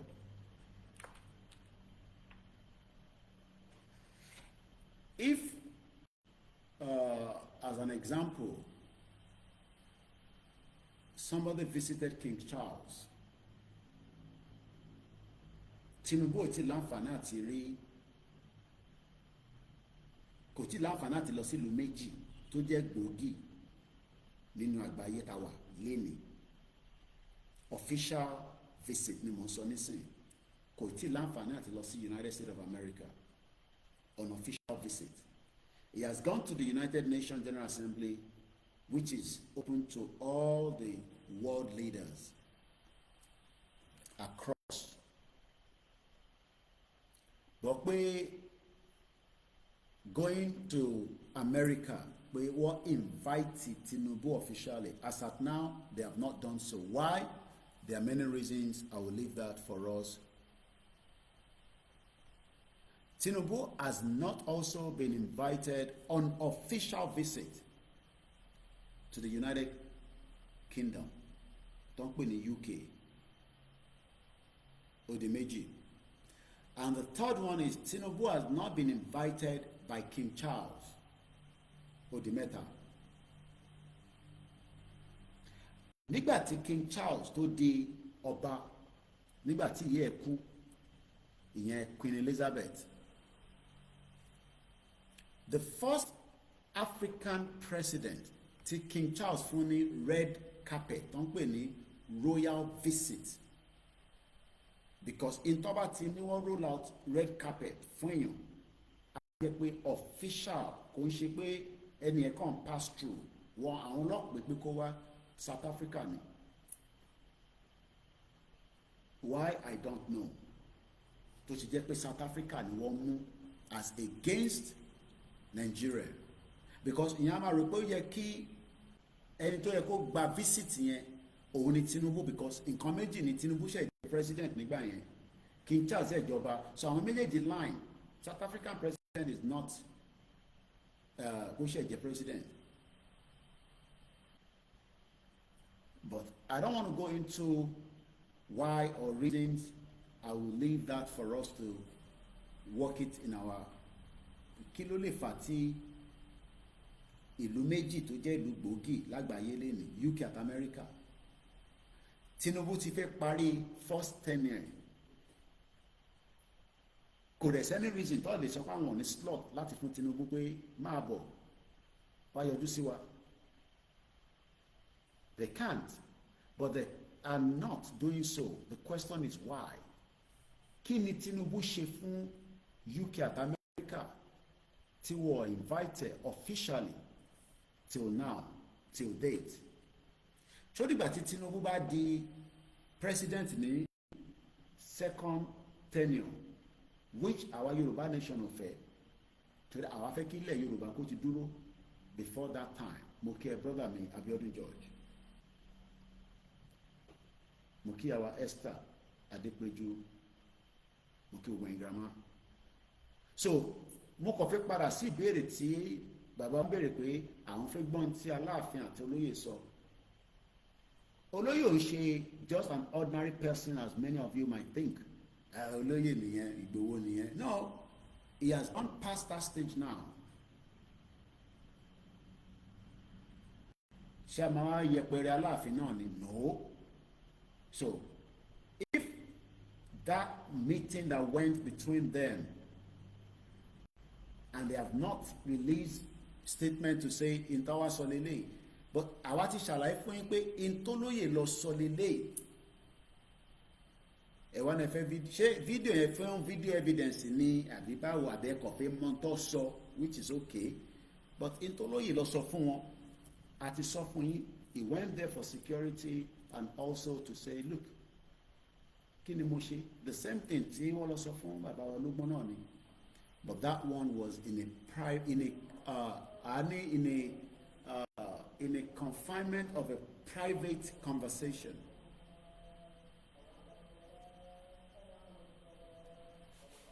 And that's all I can say. I was there up to some extent, and that's all I can say. Because Musa Sofonpe Kabiyesi recognized KOIKIMEDIA when they wanted to introduce me officially to him. He says, I know KOIKIMEDIA very well. Bẹ́ẹ̀ ni mo kí gbogbo ẹ̀yin ọmọ Ọ̀yọ́, mo dẹ̀ kí gbogbo ọmọ Yorùbá pátápátá, mo kí bàbá wa náà Olúgbọ́n, mo dẹ̀ kí wa pé ìtẹ̀síwájú ilẹ̀ Yorùbá òun náà la ṣì ń bá lọ, and we are not going to give up our right to self-determination to satisfy the politicians. And that's why the topic this morning is still focusing around reason why we want an independent Yoruba country. And having an independent Yoruba country gives us a lot of opportunities. The first opportunity is that we would have access to our language, Mokin grammar, Yawa comfort, Adile Yakaboma. A lot of you don't receive notification. It is deliberate by the social media, because the power that comes out from my mouth, it will do a lot of impact. So every now and then they are reducing, the message from going out. That is why we also say, tell about a love, a share, comment, get about share program here. mo sì kí gbogbo àwọn èèyàn wa pátá láàyò ẹnì kankan sílẹ̀, gbogbo ẹni tó jáde àtẹni tó hùn tó yẹ kó jáde tí ìdí kan àbí ìdí kejì, mo kí gbogbo àwọn tí wọ́n náwó tó nára. The work is still an ongoing and we are not going to stop our reasons why ilẹ̀ Yorùbá gbọ́dọ̀ dá dúró. Those reasons is still why we are doing Yoruba Nation. So mo kí gbogbo alẹ́ kan sí. Going back to the conversation, dissolution, it is time to exercise the power of sovereignty. Bashen Kalola Tenkom. As Ango Abdullahi said, amalgamation is not working and it's not likely to work. Election in Nigeria is designed to fail.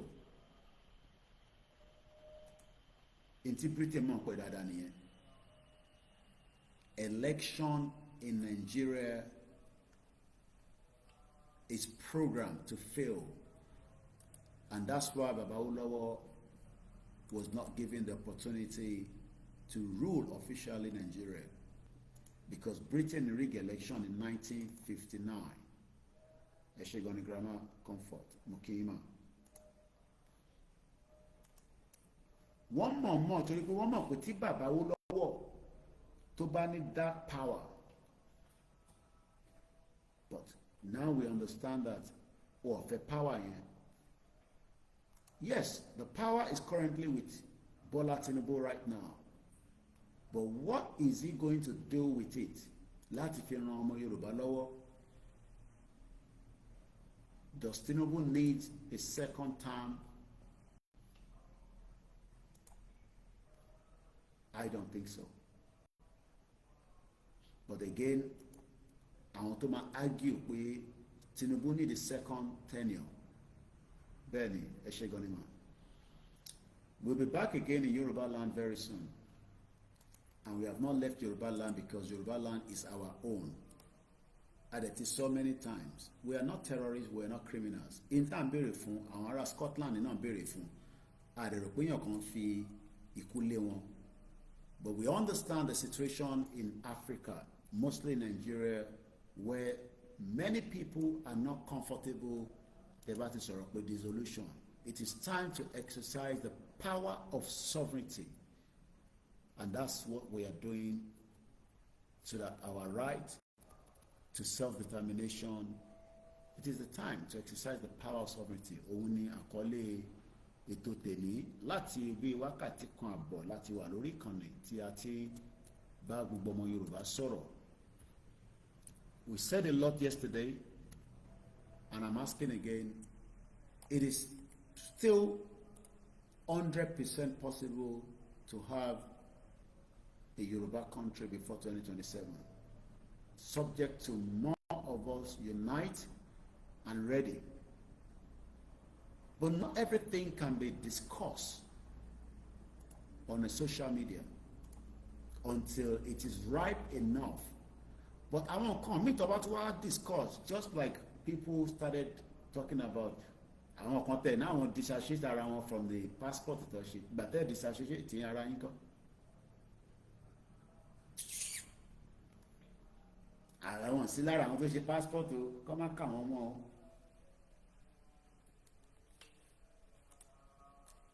It's because we are still trying to do things according to the book. Bẹ́ẹ̀ni, torí pé a ṣì ń ṣe ìtàn ṣe yìí, a fẹ́ ṣe according to the book. Tá a bá ṣe according to the book, a ti mú ìtàjẹ̀sílẹ̀ díẹ̀ wá. Wọ́n ní ara ọ̀rọ̀rùn, ara ọ̀rọ̀ ìdíyẹ, àbí ṣé mo right? Ẹ̀yin ìyá wa, ẹ̀yin bàbá wa, ẹ má bínú pé mò ń pòwe níwájú yín, mò tó bẹ́ẹ̀. Torí a ṣì ń ṣe according to the book ni, ìyẹn ló ń ṣe jẹ́ káwọn kan máa sọ pé yẹn ta ló rán yín ṣe kẹ́ lọ ṣe passport ṣe àti ní country wa. Nítorí pé à ń ṣe nǹkan according to the book ni, tá a bá ṣe according to the book ni.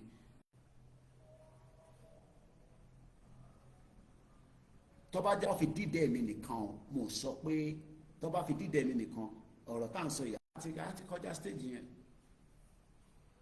ṣòro ẹ̀yin tẹ́ ń jáde tẹ́ ń sọ̀rọ̀ kábàkábà yẹn ẹ̀ ní tébẹ̀ láti sọ bẹ́ẹ̀. Syria gan tó pè ní terrorist leader wọn ti pàdé Donald Trump now. David Lammy ti lọ sí Syria now. They are working with the Syria government now. December wọ́n ṣe ìparakùn yẹn ní terrorist tó bá yẹ kó fi ọ̀rọ̀ decision making lémi nìkan lọ́wọ́ ara òrókùn ara òrò adìyẹ ẹ̀ṣẹ̀ gangrama nígbà tí mo náà àgbàlagbà tó wà lórí oyè tó wà lórí ìkànnì wájà wà máa ṣàlàyé fún mi dáadáa ara òrókùn ara adìyẹ tó bá jẹ́ kó fi dídẹ̀ mi nìkan ìtẹ́ mi sọ fún àwọn bàbá ní 2021 àti Ìgbòho tó bá yẹ pé I take action yẹn ni but I am not the leader. I am just one out of many of you that want the process done. Wọ́n ṣe passport yẹn kan sọ pé yẹn ta ló fún wa láṣẹ ẹgbẹ́ ta ló fún Britain láṣẹ láti pè mí ní Nàìjíríà ṣé àwọn go according to the book nígbà tó ń pè wá ní Nàìjíríà and I don't want to come and be doing program now because I just want to do what I want to do and just leave it. Ìyàwó mi ti bẹ̀mí gan. Just do your program and leave all the the languages that you say on the broadcast. Tó bá fi gbọ́ kó gbọ́ tó bá gbọ́ problem tí nìyẹn ìyà kúkú jẹ̀ mí náà ṣé yà ń jẹ́ Ìgbòho ni.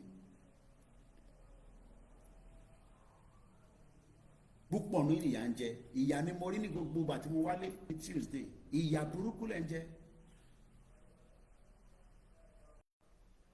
Just the basic motorway toilet pé ìgbẹ́ ń gbọ́n yànyàn fi yà síbi tó máa yàgbẹ́ sí kò sí. Tí bá páàkì tí mo yàgbẹ́ sẹ́gbẹ́ gbó tí tẹ́jọ́ bá gbé mi jẹ́ ńkọ́ ṣé yẹn normal ṣé society tó normal nìyẹn kíyàn máa drive after 2 hours kó fi gbọ̀nsẹ̀ kó wá bọ́ sẹ́gbẹ́ títí kó máa bó kaka síbẹ̀ ṣé yẹn normal ṣé yẹn ti mọ̀ pé ìlú yẹn orí ọ̀pọ̀ ìlú tó normal nìyẹn náà ìyẹn nìyẹn ṣẹ̀wọ́ sọ fún mi pé ìlú yẹn ní kí ni wàá gbé mò ń bọ̀ wá gbé ń bẹ̀ màá fi odindi UK sílẹ̀ màá gbé nínú ìlú tó ní respect and I want to be very calm so because mo ti realize pé as mo ṣe máa ń sọ pé àwọn tó ń bá sọ̀rọ̀ yẹn púpọ̀ náà wọ́n understand nǹkan tó ń sọ ìyà ló ń jẹ lójoojúmọ́ ìyà inú ìyà lẹ́wà inú ìyà gidi àwọn ètò máa ra Mẹ́kà fún wa àfi lọ sí hajj kí ló dé tó lè ṣiṣẹ́ tiẹ̀ kó rówó kó lọ sí hajj fún rẹ why does the politician have to send you to hajj alálàájì a máa fún ẹ ní Mẹ́kà ní next year wà wá forí yàn fífi post fún wọn ìyà burúkú ni mo rí throughout tí mo fi kúrò nílẹ̀ Yorùbá níjọ́ Tuesday ìyà bàbá ńlá ìyà tó bá mọ tán pè ní bàbá ńlá ìyà lẹ́ ń jẹ mo sorry láti ibi ṣe lè explain it fún àwọn tó wà ní diaspora ni because àwọn tó wà ní diaspora àwọn kan rò pé bí ẹ gbádùn ìyà burúkú lẹ́ ń jẹ bàbá ńlá ìyà ọmọ tán pè ní ìyà ṣége banza ìyà lẹ́ ń jẹ nílé èèyàn lè gbé níbẹ̀ kó live a long life lóòótọ́ mo sùn tí láti ìjọ Tuesday gbogbo ara ló ń ròyìn ṣé àkín travel abroad ni ṣèbí mi lọ night coach mo lọ bá kíní mayegun ní Scotland mo tẹ mọ̀ pé mo travel and that's about almost 13 hours drive alọ́lálẹ́ láti London Victoria coach station mo dé Glasgow mo pe mayegun pé mo ti wà round o hotel ti máa lọ mo lọ sùn síbẹ̀ gbà tó dẹ̀ dàárọ̀ ó wá gbé mi mo dẹ̀ tún padà sílé ìyẹn ni wọ́n ṣe wà ń sọ pé òríyá gbogbo ẹ má yẹ kí Délé Mọ̀mọ́dù máa parọ́ fún yín o pẹ̀lú gbogbo nonsense tó ń ṣò lórí ovation tó máa ń ṣò yẹn pé àwọn èèyàn ń gbádùn àwọn olówó ló ń gbádùn gbogbo tó Délé Mọ̀mọ́dù ń ṣò fún yín olówó ni o tẹ́bi bá wà Nàìjíríà tẹ́bi bá ń ṣò tí ó yẹ kí n máa ṣò ẹ mọ̀ pé yà ń jẹ́ àwọn èèyàn.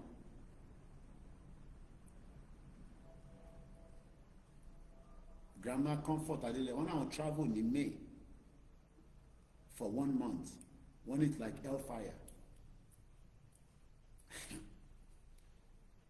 so I pity ẹ̀yàn ọmọ Yorùbá tẹ̀sí ń sọ̀rọ̀ àwọn olóṣèlú ló máa bá wa ṣe mò ń wọ àwọn schools láti bí ẹ ṣe ń drive ẹ mọ àwọn tv kan wà ẹ máa wá àwọn ṣé school lélẹ̀ lógùn state ní Ìbàdàn ní lọ́nà Ògbómọ̀ṣọ́ ní àwọn ọgbà àwọn school mo wo ṣé Ògbómọ̀ṣọ́ kìíní kan LAUTECH mo ò rí ọgbà wọn dáadáa but just looking at the environment ọlọ́kadà kọ́ wa sùn lọ rẹpẹtẹ gbogbo ẹ̀rí yamayama yánmọ́yánmọ́ ṣé life nìyẹn. That's not life. You're all living in bondage. And that's what the politicians are excited about.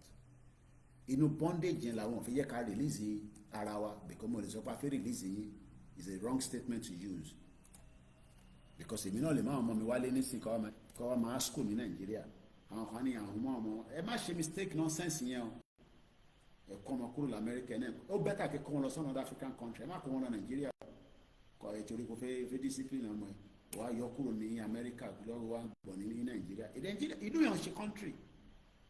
Ẹ rántí bọ́ọ̀lù tí wọ́n pa just reason mo rí ó tó jọ mẹ́ta ṣàlàfẹ́ lẹ́wà mo rí for a while. Don't put your children at risk. Ó bẹ́tà kẹmọ tẹ fẹ́ ṣe bóyá máa switch iṣẹ́ tẹ̀ ń ṣe ní UK ni àbí kẹbẹ Ọlọ́run kẹbẹ alálẹ̀ káwọn ọmọ yín ẹ mọ̀ pé mo rí àwọn tó máa ń wọlé dáadáa àrí ó tó jọ mẹ́ta bọ́ mo mọ̀ pé ẹ bízì náà ni àwọn ọmọ kúrò lábúrò ẹ̀ náà mo lọ sí ṣé Sylvester lọmọ yẹn tó pa ní ìyẹ́ ẹ̀ náà kú ní láìpẹ́ yìí no justice Mohbad ní àrí justice ìlú yẹn ni wọ́n wá sọ pé Ọlọ́run jẹ́ kí Nàìjíríà dá orúkọ Ọlọ́run dàbí òmùgọ̀ ni ṣọ́lọ́run ló máa wá ṣe títì fún yín.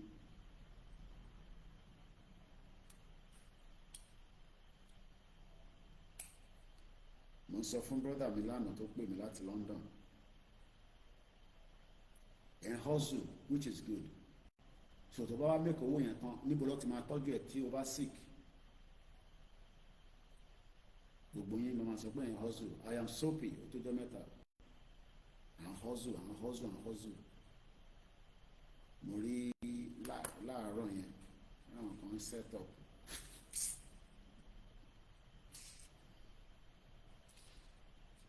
kò funny but it's just a stupid thing to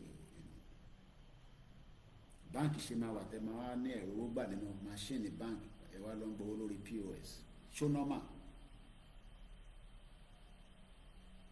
wọ́n á sọ̀rọ̀ the business ẹni ẹ̀mú ṣáàrí tó ń ṣáà ń ṣe kíọ́sì yẹn gbogbo ẹ̀ náà bí pákó báyìí bí a bàbá Ìjẹ̀bú dẹ̀ ní kíní yẹn kò yé mi bọ̀ rẹ́ẹ̀dì ní báyìí bọ̀ mo believe POS ni kò mọ̀ pé bàbá Ìjẹ̀bú náà àwọn kan máa ń ta bíi àwọn kan náà ń play lottery London ọba tó ń play lottery London bá fara wé ẹni tó play lottery àtiwọ́ tó ń play bàbá Ìjẹ̀bú pé wà jẹ ìrọ́nù pa ọ́ tí wọ́n fẹ́ bàbá Ìjẹ̀bú gan gbàdúrà kó jẹ fat ló ń bọ́ lẹ́nu mi yẹn gbogbo àwọn betting shop yìí yẹn wọ́n ti program ti Nàìjíríà wọ̀ ti UK tó bá ta tẹ́tẹ́ ẹ̀ṣin èmi ò bá wọn ta ó mọ̀ ta tẹ́tẹ́ rí lọ́hùn mo gbowó lórí football rí I've lived in the UK for 27 years mo gbowó lé pé Tottenham máa win ní kíní kàn mí pẹ̀lú yẹn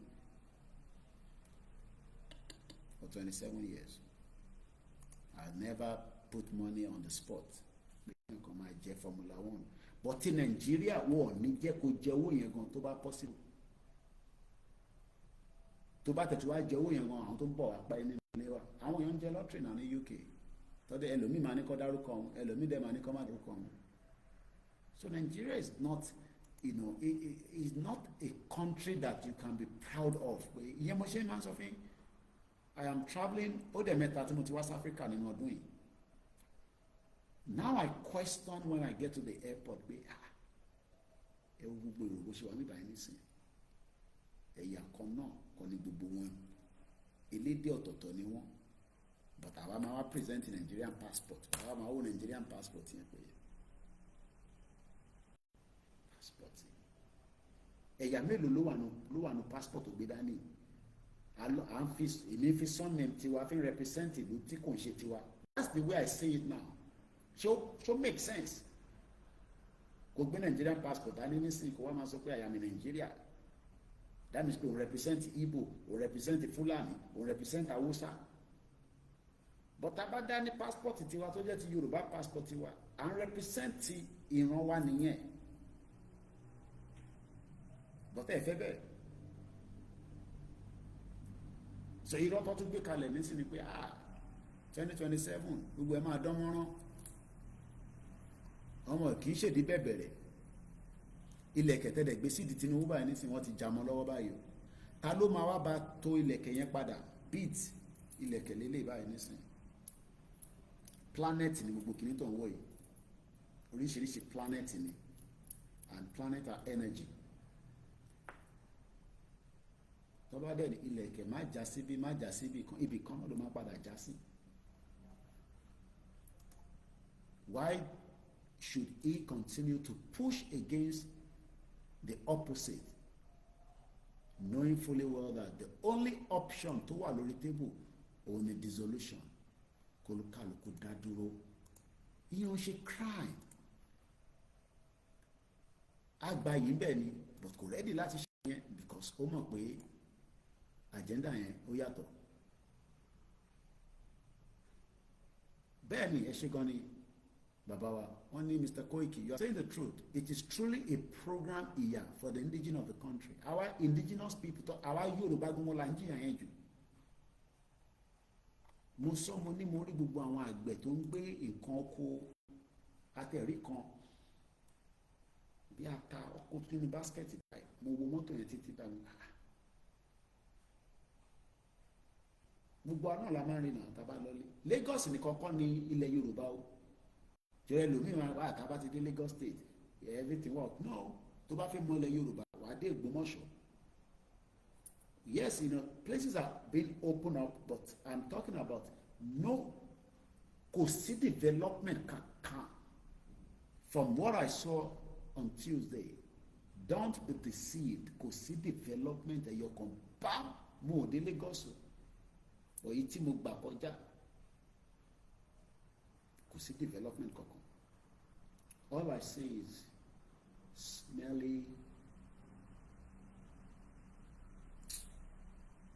I don't know so bí ìyà yẹn wá káwọn èèyàn lọ́rùn bẹ́ẹ̀ yẹn ni I don't know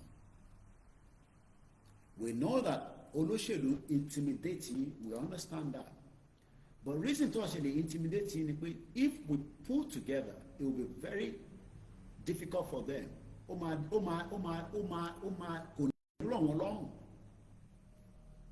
because gbogbo àwọn ìyá ọlọ́jà yẹn pátá nísìn wọ́n tó bẹ́ẹ̀ kọ́ má dìbò fún Tinubu ní 2027 because wọ́n ti sọ fún wọn pé source of income wọn yẹn àwọn máa panú ẹ̀ mọ́ wọn lọ́wọ́ wọ́n máa gbọ́jà lọ́wọ́ wọn but if we all stand together we can tell them that fẹ́ ìjà but ní dìbò fún yín torí pé Yorùbá country la fẹ́.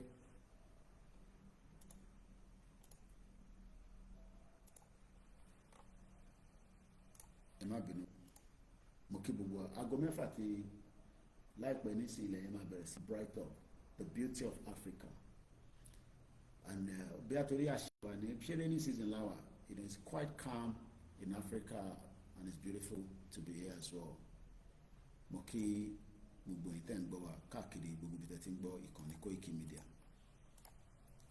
a ṣì ń sọ̀rọ̀ lórí dissolution. A peaceful dissolution is the next recourse.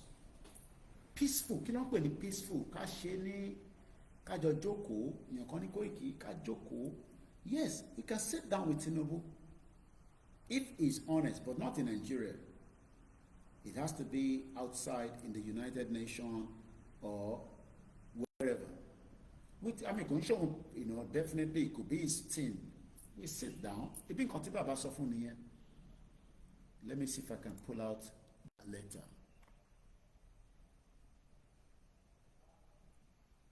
Mo kí gbogbo alẹ́ nǹkan sí. Behind another 1 hour, Tabaiti our open phone line. Yoruba Self-Determination Movement, Shonlele. Yeah. Bàbá kọ lẹ́tà sí Tinubu ní May 2025. Public letter to His Excellency President Bola Ahmed Tinubu, President of Nigeria. Yoruba Self-Determination Movement. Your Excellency, President of Nigeria, and the most eminent son of our Yoruba nation today.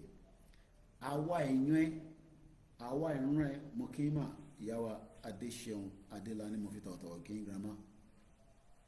Àwa èèyàn representing millions of Yoruba people ní Yoruba land, ní diaspora across the world, títí dé Cuba, Brazil, Argentina, Portugal.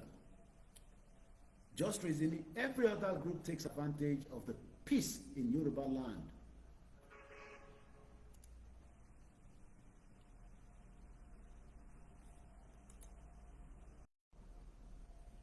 And bidding their time to dominate and control the peace. Igbo fit dominate wa, gbogbo ẹnu ni mo fi sọ. I love the Biafra. I want them to stand on their own.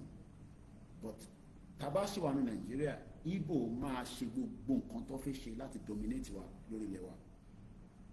But taba ní country tiwa, ta allow káwọn náà ní country tiwọn, ó máa difficult fún wọn láti dominate wa. There are some people that want to dominate that land because wọ́n mọ̀ pé ilẹ̀ tá à ń rí yẹn yàtọ̀ sí pé a máa ń sọ pé ilẹ̀ ọlọ́ràá ni oníkìíní kan tàbá náà ó jù yẹn lọ. Ìyẹn mo ṣe sọ fún wa tẹ́ bá rántí nínú program tá a ṣe láìpẹ́ tí mo sọ pé mo lọ sórí, let me pull it up quickly, UNPO X handle, X yẹn ní Twitter. ẹni tó bá follow mi lórí Twitter ẹ gbìyànjú kẹ́ follow mi KOIKIMEDIA UNPO. Let me go and pull it up. I will continue to do more program around that area. And that was on the láti July 8 lọ posted aṣàlàyé fún wa nígbà yẹn pé Igbo nísìn fi rename àwọn àdúgbò kan tẹ́ pé tábà careful within the next 10 years wọ́n máa sọ di Emeka community. Ṣẹ́rí bá ṣe ń gbọ́ Fúlàní community, ìgbà Fúlàní, ṣéga Fúlàní ló máa ń pè wọ́n, àbí Aba Seriki, a máa bẹ̀rẹ̀ sí ní Ondo state, Aba Igbo, Aba Hausa, and many like that. Wọ́n ní across the world, unrepresented nations and people continue to face the systematic replacement or suppression of traditional place names by state authority is strategic that target not only geographic but also cultural identity, historical memory and communities, ties to the land. Àwọn máa ṣe in a systematic way. Àwọn kan máa ṣe with force. The Igbos will do it in a systematic way, but the Fulanis want to do it with force. Àwọn fẹ́ lo ìbọn kọ́ fi gbogbo agbára tó wà lọ́wọ́ wọn. Ìyẹn ni the late Malafia ṣe sọ pé tó bá jẹ́ tówó olówó lọ́wọ́. Network wọn le gan. Network wọn le ni wọ́n ní helicopter tó ń park tó ń drop oúnjẹ fún wọn àti àwọn nǹkan ìjà. Ìyẹn làwọn wá jókòó là ń ṣeré à ń sọ di máa sọ fún wa pé Yorùbá nation kò ń ṣe life and death. Wọn a máa ní Igbo community. They will eradicate us. They will push us out. Systematic ni. Àwọn máa lọ máa gbé owó wá. Wọ́n náà wọ́n ṣe investment. Wọ́n push our out. Yes, we want a Yoruba country where investment will be, but we don't want them to come and dominate and take our land. Èmi kọ́ ọmọ kúkú sọ, UNPO náà ti sọ, mo ti show yín, lo software, but bí a later tí bá máa tún ṣe program, I will connect everybody back on the software. Èyí tí mo tún fi ń lo phone, because lánàá yẹn, mo ń ṣe a lot of editing. Come on, clean up KOIKIMEDIA YouTube channel. We're working on some things because we realize that it has too many copyrights and so many things. So I might reduce most of the videos I use that are not mine. So we're trying to bring it back, to stable. ara ń tàn sọ náà nìyẹn pé Nàìjíríà ò lè work, how do we clean it ká dissolve ẹni náà inú dọ̀tí ó yá Koiki tó bá jí làárọ̀ sórí ibi tó dọ̀tí yẹn kò gbà lọ báyìí but eléyìí tó dọ̀tí kọ́ mo tẹ bá rí nígbà tá a park káwọn bá jẹun tán wàá kọ̀ jù sójú títì àwọn wọ́n dà Koiki tẹ bá jù sójú títì it took me bí a torí pé mi wà abroad I live abroad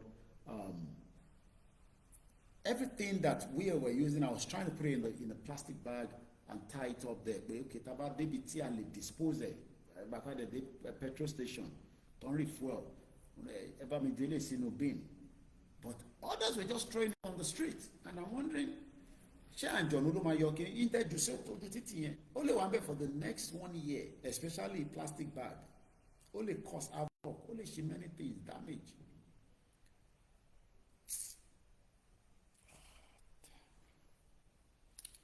content wà gan tó bá yẹ pé mo fi máa ṣe tó bá yẹ pé mo ṣe Yorùbá nation content pọ̀ tíyàn lè máa ṣe nílẹ̀ Yorùbá tó máa ṣe mind èèyàn the KOIKIMEDIA can do a lot out of it as well but ní resources yẹn there are many things that we can start showing you tẹ́ máa rí ẹ máa gbogbo tẹ́ ẹ rí lórí àwọn Linda Ìkejì Túndé Ednut ìyẹn kọ́ ni organic o tẹ́ bá fẹ́ rí organic táwa bá ní funding yẹn máa show yín ní raw footage of organic tó ń lọ nílẹ̀ Yorùbá at least bó jẹ́ state kan la bá mú ẹ máa rí pé nígbà tá à ń padà bọ̀ láti Ògbómọ̀ṣọ́ yẹn ẹ̀mọ̀gbélẹ̀ tí ń ṣú wọ́n wọ́n dà pé ṣé life lè lè ṣá eléyìí ò ń ṣe life nothing seems to be planned I mean wọ́n dà kò ṣe bọ́n ní bàbá wo lọ́wọ́ ní master plan kí ló dé táwọn governors yẹn ò lo master plan yẹn láti fi develop gbogbo I mean ọlọ́kadà ṣe tiẹ̀ báyìí Benin Republic kan tó jẹ́ pé small country ó wà organized tẹ́ bá dé Ghana ó wà organized tẹ́ bá dé Côte d'Ivoire ó wà organized gbogbo ẹ̀rí báṣabáṣa.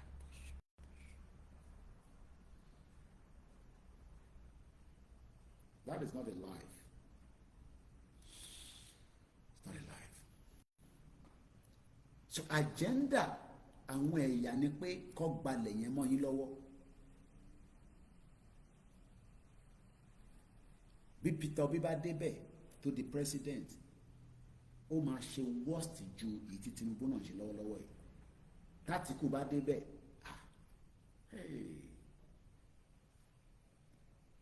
á ṣe ju Buhari lọ Tinubu gan wà níbẹ̀ kò satisfy àwa so kí wàá ní àǹfààní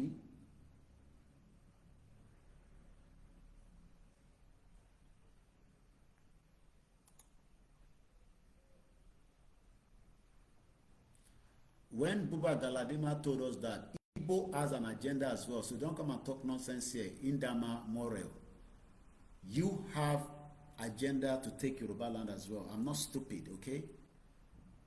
Abikilo and Sasiriba. Share any agenda, and you have an agenda to take Yoruba land. You think we are stupid? Agenda. If it dominates Google Yoruba. Yes, Buba Galadima also said what Buhari said, but does that mean that Igbo doesn't have an agenda as well? You guys have an agenda. You think Yoruba people are stupid? Country Yoruba ní ẹjẹ́ àkọ́kọ́ lé ẹlẹ́yọ̀rọ̀ lọ́nà. No, mo ń bọ̀ wá explain fine. Ìṣẹ́ tí wọ́n ló gbé mi sórí bí jókòó. I'm coming to explain that to you. I'm coming. Jókòó síbẹ̀ mo ń bọ̀ wá ṣàlàyé fún ẹ gbọ́. Mo ń bọ̀ wá ṣàlàyé fún ẹ. Yorùbá ní ẹjẹ́ àkọ́kọ́ lé ṣé ìyá mi ṣe mọ̀ gbà ká kọ́kọ́ lé ẹlẹ́yọ̀rọ̀ lọ́nà tán ká tó wá padà sí òun lọ́rọ̀ tí cause Yorùbá ní àlè tí gíná méjì at the same time ẹjẹ́ àkọ́kọ́ gbalẹ̀ wa tán táyà bá gbalẹ̀ wa wàá mú ta máa ṣe ṣùgbọ́n ilẹ̀ bàbá wa ni yes Buhari told us he was coming to take Fulani to remain in Yoruba land but ẹ̀yin náà lájẹ́ndà ṣé ẹ̀ lájẹ́ndà ni mo sọ pé kéde explain fún ẹ ìwọ ló gbé sórí ìjókòó bíbá ẹ mo ń bọ̀ wá ṣàlàyé fún ẹ okay I'm coming to explain to you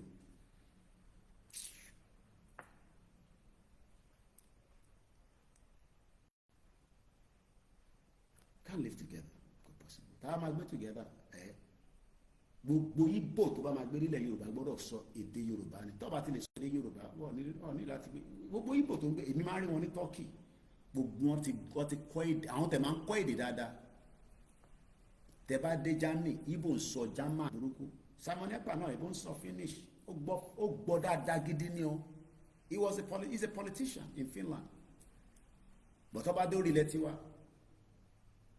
wọ́n fi kọ́ èdè tiwọn lọ́fẹ̀ẹ́ fi dominate tilẹ̀ Yorùbá wọ́n fi èdè tiwọn wọ́n fi dominate wa gbogbo wọn lọ́la agenda wọ́ọ̀dẹ̀ rẹ́dì láti padà lọ sílùú tiwọn wọ́n á nítorí pé we are one Nigeria so one Nigeria fún wọn ní right to live work and live anywhere and do business but tabagba country wa not everybody has the right to live in the UK ìyẹn ni UK ṣe ń deport àwọn èèyàn. Why is America deporting people? Not everybody has the right to live in America.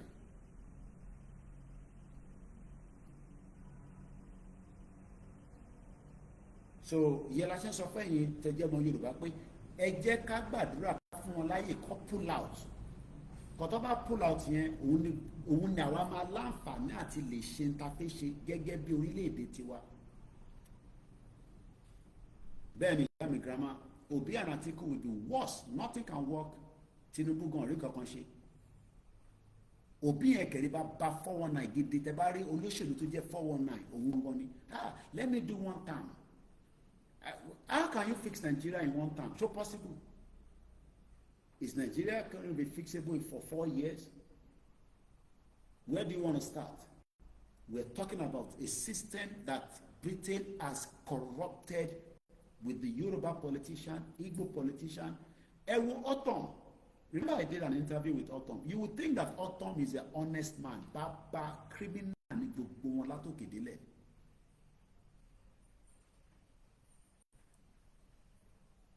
Ẹ má dá lóhùn, ta ló di Igbo mú kó má lọ nísìn.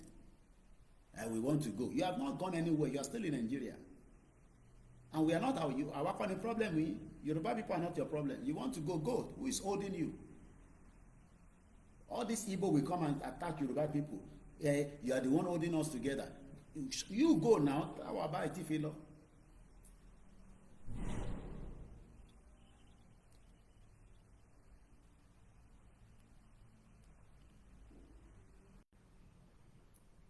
But they can't go anywhere because Yoruba land ó ti ràn mọ́ gbogbo wọn lójú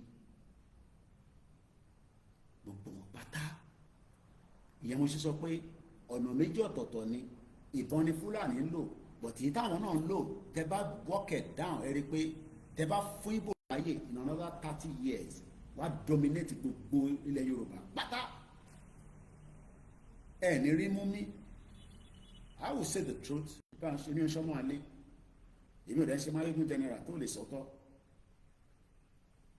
ọmọ gidi Yorùbá lèmi I want Biafra to stand and I will support them on that but lórí pé èyí tó fẹ́ Biafra ó lè ní Ìgbò tó bá níwọ̀n fẹ́ Biafra ó ọ̀dẹ púpọ̀ nínú ọ̀dẹ fẹ́ Biafra mọ́ because wọ́n yẹ kí Peter Obi náà wá di president kọ́ lè rí agenda yẹn mú jáde dáadáa just like bí Tinubu náà tẹ́yìn kan tẹ́rẹ̀ pé Tinubu máa fún yín ní agenda Tinubu is not gonna give anybody agenda tó bá ń dúró pé ọmọ Yorùbá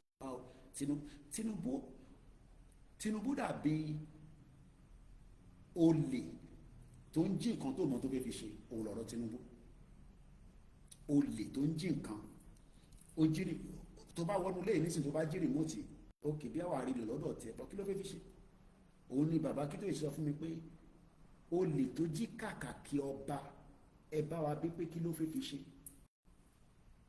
but what I want is that thing you are saying voting 50 picture lifestyle ìwọ tó wọn náà pé 50 bó o tẹ̀lé ṣe tó voting ó jẹ́ kí wọn náà lè celebrate kó pàdé ẹ.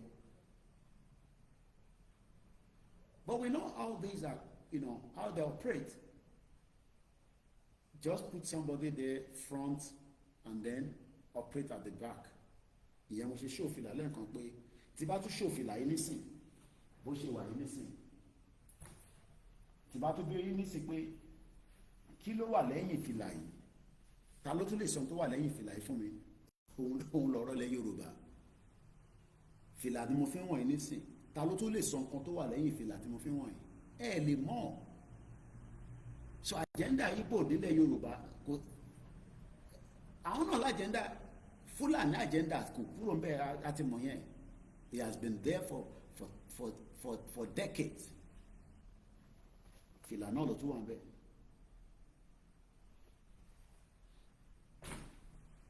So all I can pray is that we the Yorubas will rise up together. Àṣírí kọ̀ọ̀kan Elédùmarè mú kí ẹ káàárọ̀ sà. We will rise up together and pull down the structures. A kò fi ń ṣe tọmọlúàbí ni. But at some point that might stop. How soon? We're still on it. Dé kí la wà lẹ́nìí ta ló mọ̀ as the Yoruba Nation mega rally continue to forge ahead. Dé kí la wà lẹ́nìí ta ló mọ̀ kó wá sọ. Dé kí ni Yoruba Nation mega rally dé wo la wà lẹ́nìí ta ló mọ̀ kó wá sọ. Mo kí gbogbo ẹ̀yin tí ẹ jáde níjọ́ Tuesday day 44 la wà lẹ́nìí. That means put it 44 days. No, 43 lana grandma. We were 43 yesterday. Aziz Shakiru Muki, 44 lawa grandma. Onsu kere kere kere. Ọ̀rọ̀ yẹn dàbí tí President America bá wọlé, wọ́n ní the first 100 days. 41 ke, eti misel 44 lawa. I post it almost all the time just so that nobody thinks that it is already done and dusted. Every day la máa post it síta mo tẹ̀tí post it àárọ̀ yìí màá kọ day 44 lẹ́nìí Yoruba Nation mega rally. At some point it will become bigger and bigger. Kò ń ṣe 42 day 44. Only díẹ̀ but the bigger picture is ọ̀nà tí gbogbo 2027 tí kò ní ṣe é ṣe fún àwọn olóṣèlú òde pé káwa náà make sure pé a gbìyànjú gbogbo tí Ọlọ́run fún wa lágbára. I understand. I am not, you can see that I didn't block you and I'm also responding to you. I have no issues with the Igbos, but what I'm saying is that let them have their Biafra. We have our Yoruba country. We take full dominance of our land. That's all. Igbos lives in America. They're doing very well. Just like Yoruba lives in the UK. They're doing very well. But what I'm saying is that everybody, as even Yoruba people, if we have opportunity, we take your land as well. It's human nature. I don't want a land where our people is subjugated because of other indigenous people. I want us to trade. I work with a lot of people across the globe. I don't say just Igbo people. I've lived in the Western world, so I know what it means to live with others. I travel with people on the aircraft from different parts of the world. Most like, this person where they put my seat together, I don't want to sit together with them. But there's agenda. Yoruba has agenda. Tinubu is running that agenda. It doesn't favor the Igbos. It doesn't favor Hausa. Fulani are not certain. Even as much as we disagree with Tinubu, the structure don't belong missing. Or like it, they're not comfortable. I want to start seeing the sun as it's coming out. The beauty of Africa. You let him there. In another 30 minutes, it becomes fully bright. Agenda Tinubu missing is affecting. Okay, àwọn tó wà ní Canada, bẹ́ẹ̀ ni grandma, they are still in day 43. You can see that, but still in day 42, Mr. Idris. Àwọn grandma nìkan ni only right láti sọ pé àwọn wà ní day 43 because àwọn tó wà ní Canada, they are going towards the mid-morning. Kí ni time nísìnyí grandma lọ́dọ̀ yín? The world is a beautiful place. I pray you travel out of Nigeria and understand why we want freedom. I have a lot of videos that I'm still going to upload on my visit back to Africa. Yes, I understand. The seaport is the reason why they're there. But again, if you go to Ondo State, where our people are now complaining a lot, you would understand it's not just about the seaport.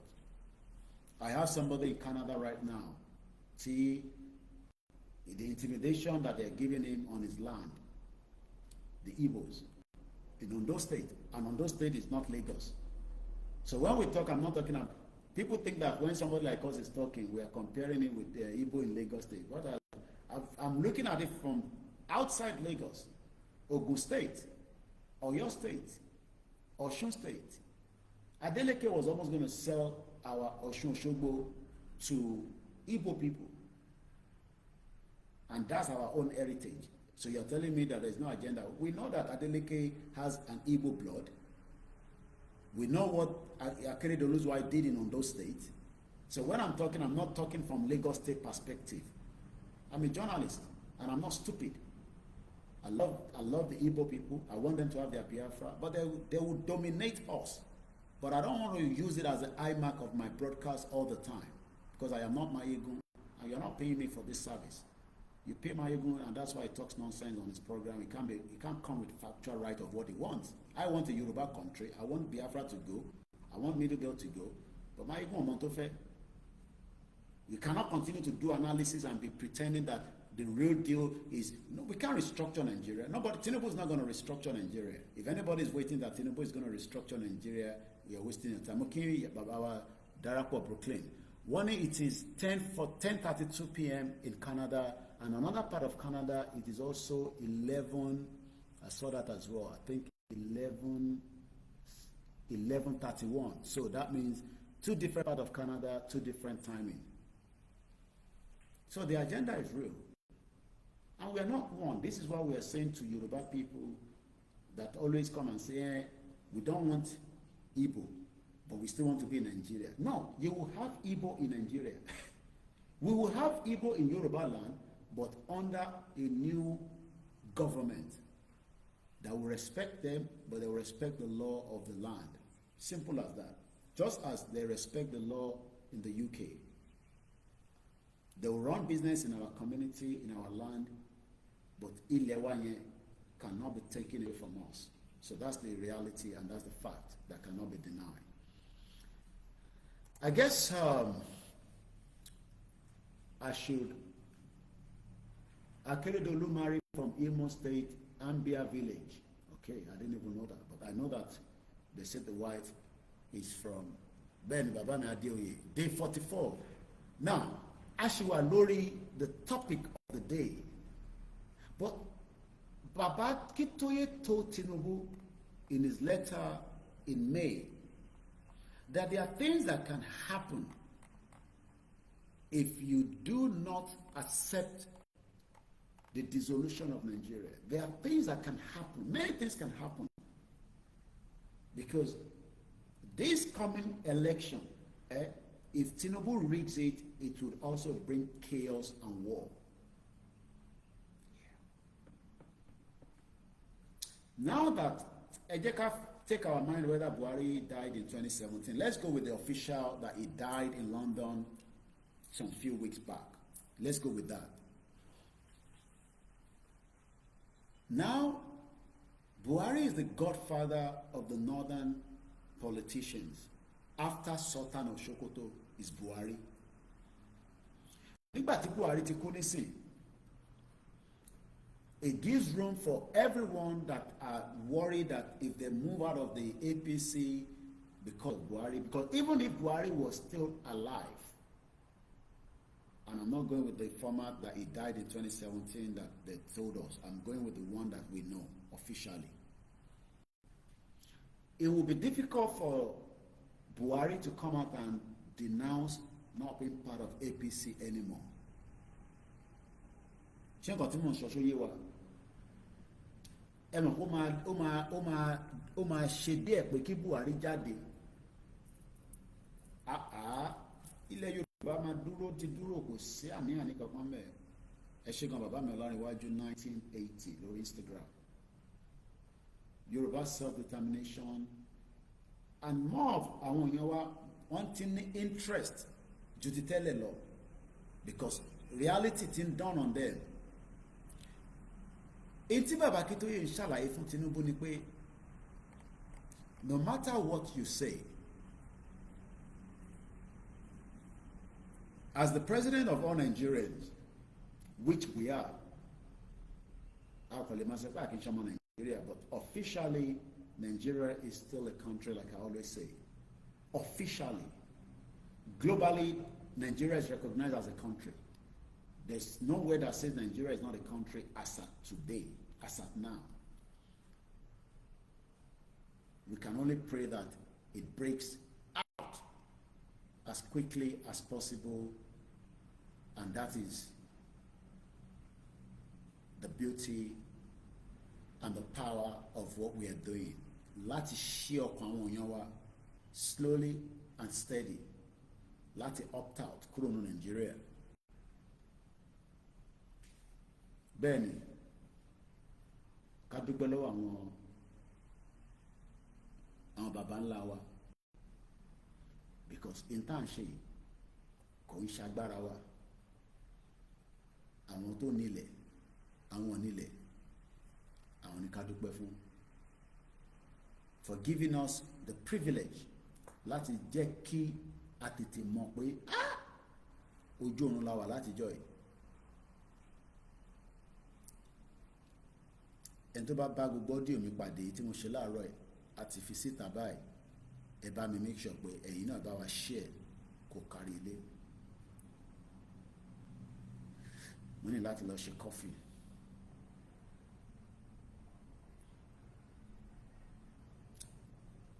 Mo ní the coffee báyìí. Mo fẹ́ ṣí phone line mi, so I must switch phone quickly. Ẹ̀yin tẹ́ wà lórí Instagram. Mo kí gbogbo ẹ̀yin tẹ́ wà ní Canada o. Bẹ́ẹ̀ ni mo kí ẹ̀yin tẹ́ wà nílé. Gbogbo ẹni tó darapọ̀ mọ́ wa ní Ìbàdàn láti lọ sí Ọ̀yọ́, láti lọ sí Ògbómọ̀ṣọ́. Yoruba land is a beautiful place, but it is not comfortable to live in. I mean, fẹ́yìn tẹ́ wà nílé ẹ lè má really notice, but I know a lot of you now are becoming consciously aware of that. But fẹ́yìn tó wà ní diaspora, kódà tó bá wá gbé nílé gan, after some time you start thinking, as the president of all Nigerians, Baba ló sọ̀rọ̀ yìí, you ought to listen. O gbọ́dọ̀ gbọ́n tá à ń sọ. Tinubu might not accept, agree. One in Hong Kong, yeah, I know that, it's 1:33 p.m. Ilé ayé lẹ́yìn wà lọ́hùn yẹn. My mom used to travel to Hong Kong, I've said it many times, in the 80s.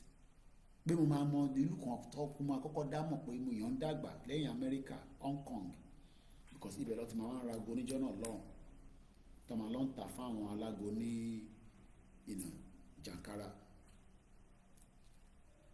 And that woman ran out of Nigeria in 1990, no, see me sálọ ní 1992. Yeah.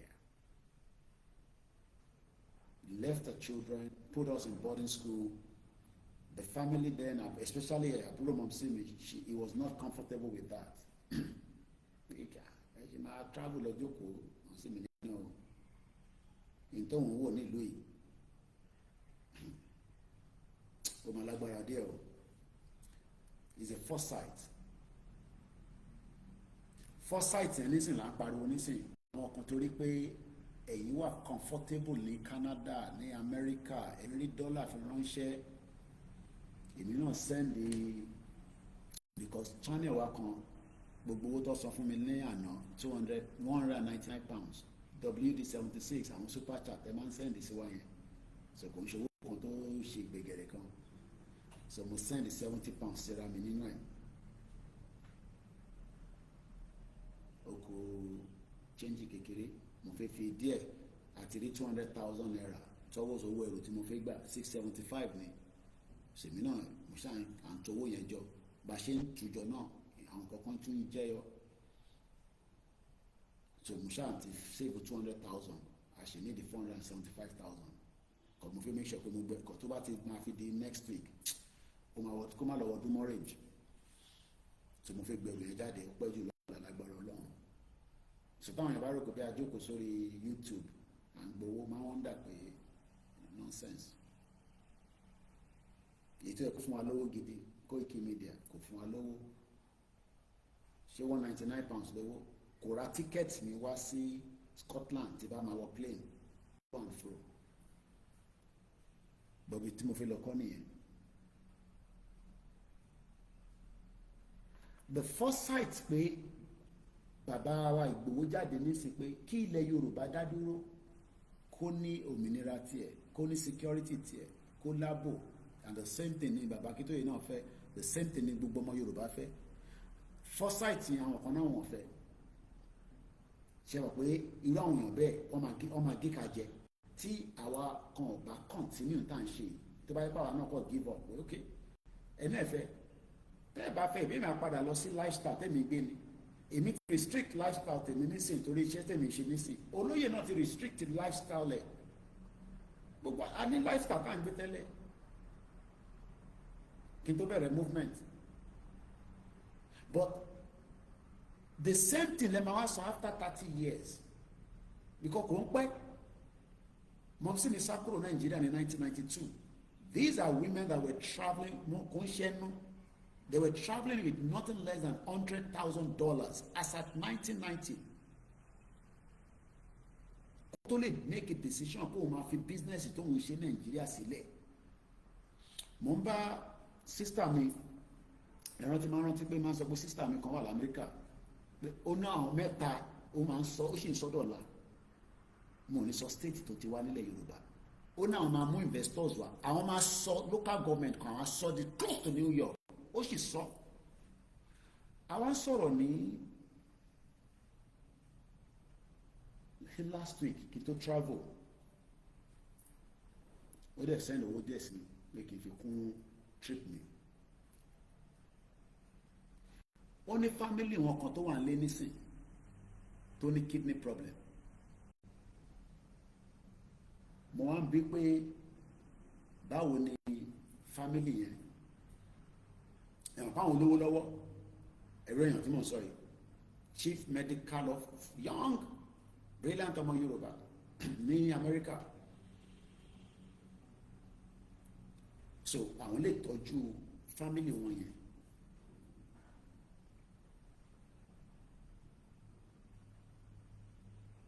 ó ń jẹ́ kó yé mi pé family wọn yẹn kó tó di pé ó ní kidney problem anybody can become sick at any point bẹ́ẹ̀ ni bàbá mi Yínká Ògúndélé wọ́n ní all these criminals are not for the masses if you think of the police ó ní shopping tó máa ń ṣe fáwọn ọmọ ẹ̀ aṣọ tó ń wọ̀ Amẹ́ríkà ló ti ń rà kó tó di pé ó sick tó ní kidney problem yìí kí ló máa ń gbọ́wọ́ kúrò lọ́wọ́ èèyàn yàtọ̀ sáàgbà náà mo ń bí ẹ̀yìn èèyàn wa tàjọ́ mo kí àwa kó ẹ̀ka ọ̀rọ̀ ẹ̀ka ojúmọ́. What is the major thing that takes money out of you quickly? Lè tíyàn bá ní owó ṣìgìdì owó nísìn ó wà ní bank ó ti ra lé oní góòlù oní gbogbo nǹkan. Thank you so much sister wa our sister from the Biafra àtijọ́ argue ó ti sọ níbẹ̀ nísìn ó ní Koiki health care. Thank you so much. Health and medication, sickness. Ọlọ́mọdé aráìsàn. Mo bẹ̀ wá, Ọlọ́run jẹ́ ká aráìsàn, but the globalists want us to be sick. Gbogbo ala ní ìta mánéjò. Kò sẹ́ni tó ní tiẹ̀ lára. But what can treat us? Ó wà nílẹ̀ Yorùbá, but wọ́n fi jẹ́ kó jáde. Yes, separate. Now, within months, this man that has that money that can buy clothes for the children, tó lè ra in town. Oh, mo kí bàbá mi, mo rọ́wọ́ yín o, bàbá mi Ọlárẹ̀wájú ẹ̀yin àtàlájì ní France. Send owó sí mi látijọ́ tí mo ti wá sí Africa, kò dáa rárá.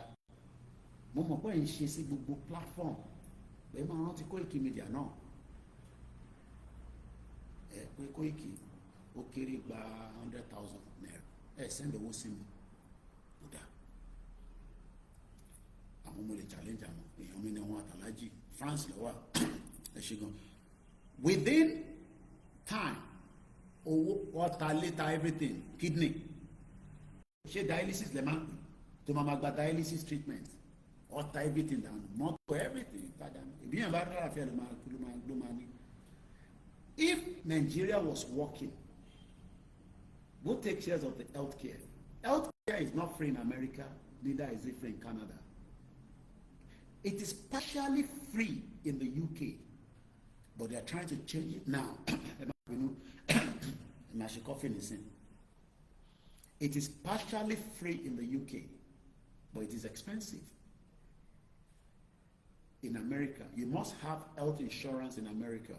Bẹ́ẹ̀ ẹ sẹ́ndẹ̀ owó sí ni o mo fẹ́ gbẹrù jáde o kò sówó tó kéré o mò ń gbàjọ yàn kódà kí n má bàa náwó yẹn mo ti kó 200,000 yẹn sí àkáǹtì ìyàwó mi nísìnyí pé kí n má lọ nà ẹ̀hún báwo ọkùnrin gbowó bá ṣe ń wọlé bùkátà oríṣiríṣi akọ́ máa jáde ẹ̀tọ́ bá dẹ̀ lójú àánú bíi tèmi báyìí gbowó yẹn ṣe ń wọlé báyìí àtúntò jáde ni.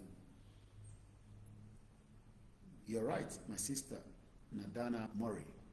Health and medication.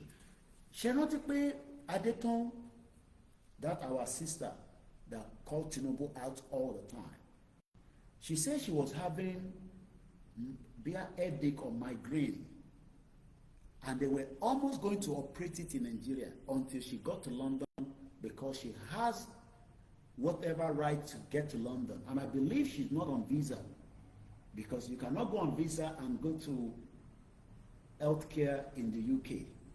So I believe Adétọ́n has resident permit or she has a British passport. I'm sure many of you saw that video. Come on, see me now, send it, see me.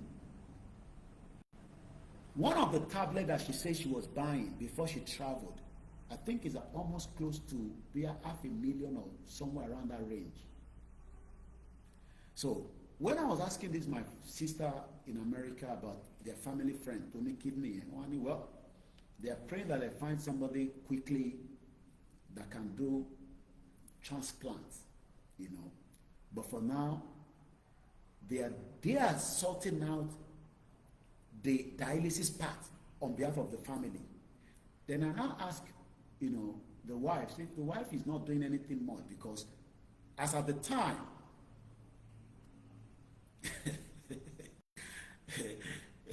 this my sister go down with that one only Koiki. I trust Koiki views more than Mayegun. I like how you say things and how it is.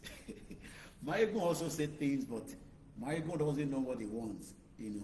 Let us all focus on the breakup of Nigeria. But people will say, like Aisha Yusuf say, how can I remember I watched one of her video. Let me not go that side anyway. The healthcare in Nigeria. Yeah. But some might say, but Koiki said, about that country or no? Are we not going to have the same problem? The problem of Nigeria is that OT big for federal to be taking care of it. Look, all your governors are not interested in your healthcare.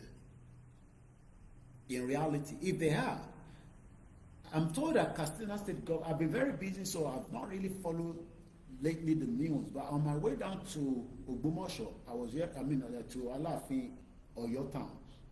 Nimongboti, one of the drivers that took us says that Katsina State governor had an accident.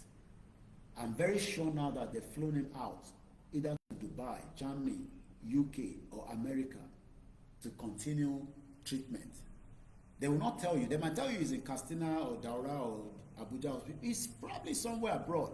Just like we saw Akeredolu before he died, receive his last treatment in Germany. Buhari died in London officially. Whether he died in 2017, I don't have the proof. But let's go with that. Talotuno in London, the same hospital with Buhari, she Abdul Salam. So what we're trying to say is that the longer Tabang person in Nigeria, the more Nigeria will pull us down. Gbogbo yín pátá, most of you have plan for a better future for yourself, but Nigeria does not have that future for us. And the only thing that can happen is going back, because the topic we are discussing this morning, láti 5 a.m. láti wà lórí ìkànnì yìí, is called I want to get this because I want to say what Babakito told Tinubu, but yeah, then I like it by Sile. So where is the other one I've been? Okay, yeah, only dissolution is the solution. Fair intention, direct Momowa, share intention, Wole. I'm just going to read it quickly and we still do the analysis on it. It is time for us to exercise the power of sovereignty that we have wasted and sold under the guise superiors elections over the years. As Ango Abdullahi said in a summary in his various write-up, this 1914 amalgamation isn't working. Therefore, it has to be dissolved. A peaceful dissolution is the next recourse. This imperfectly 1914 amalgamation, this imperfectly amalgamated Yoruba groups of kingdom, the Caliphate, Emirate nations, the Igbo Republican state, and the other smaller nations have gone through continuous bloodletting, distrust, insincerity, and false pretense at unity, which is exactly the argument we had earlier with the Igbo sister that we said Igbo wants to dominate. They have an agenda. If they have their country, we can control that situation, but we can still operate as friends, business, marry each other. There's a distrust among us while we're living in one fake country, don't put Nigeria. There's no sincerity. We don't even trust Tinubu. Why are we going to trust Peter Obi? Tinubu will be our own. We don't trust him.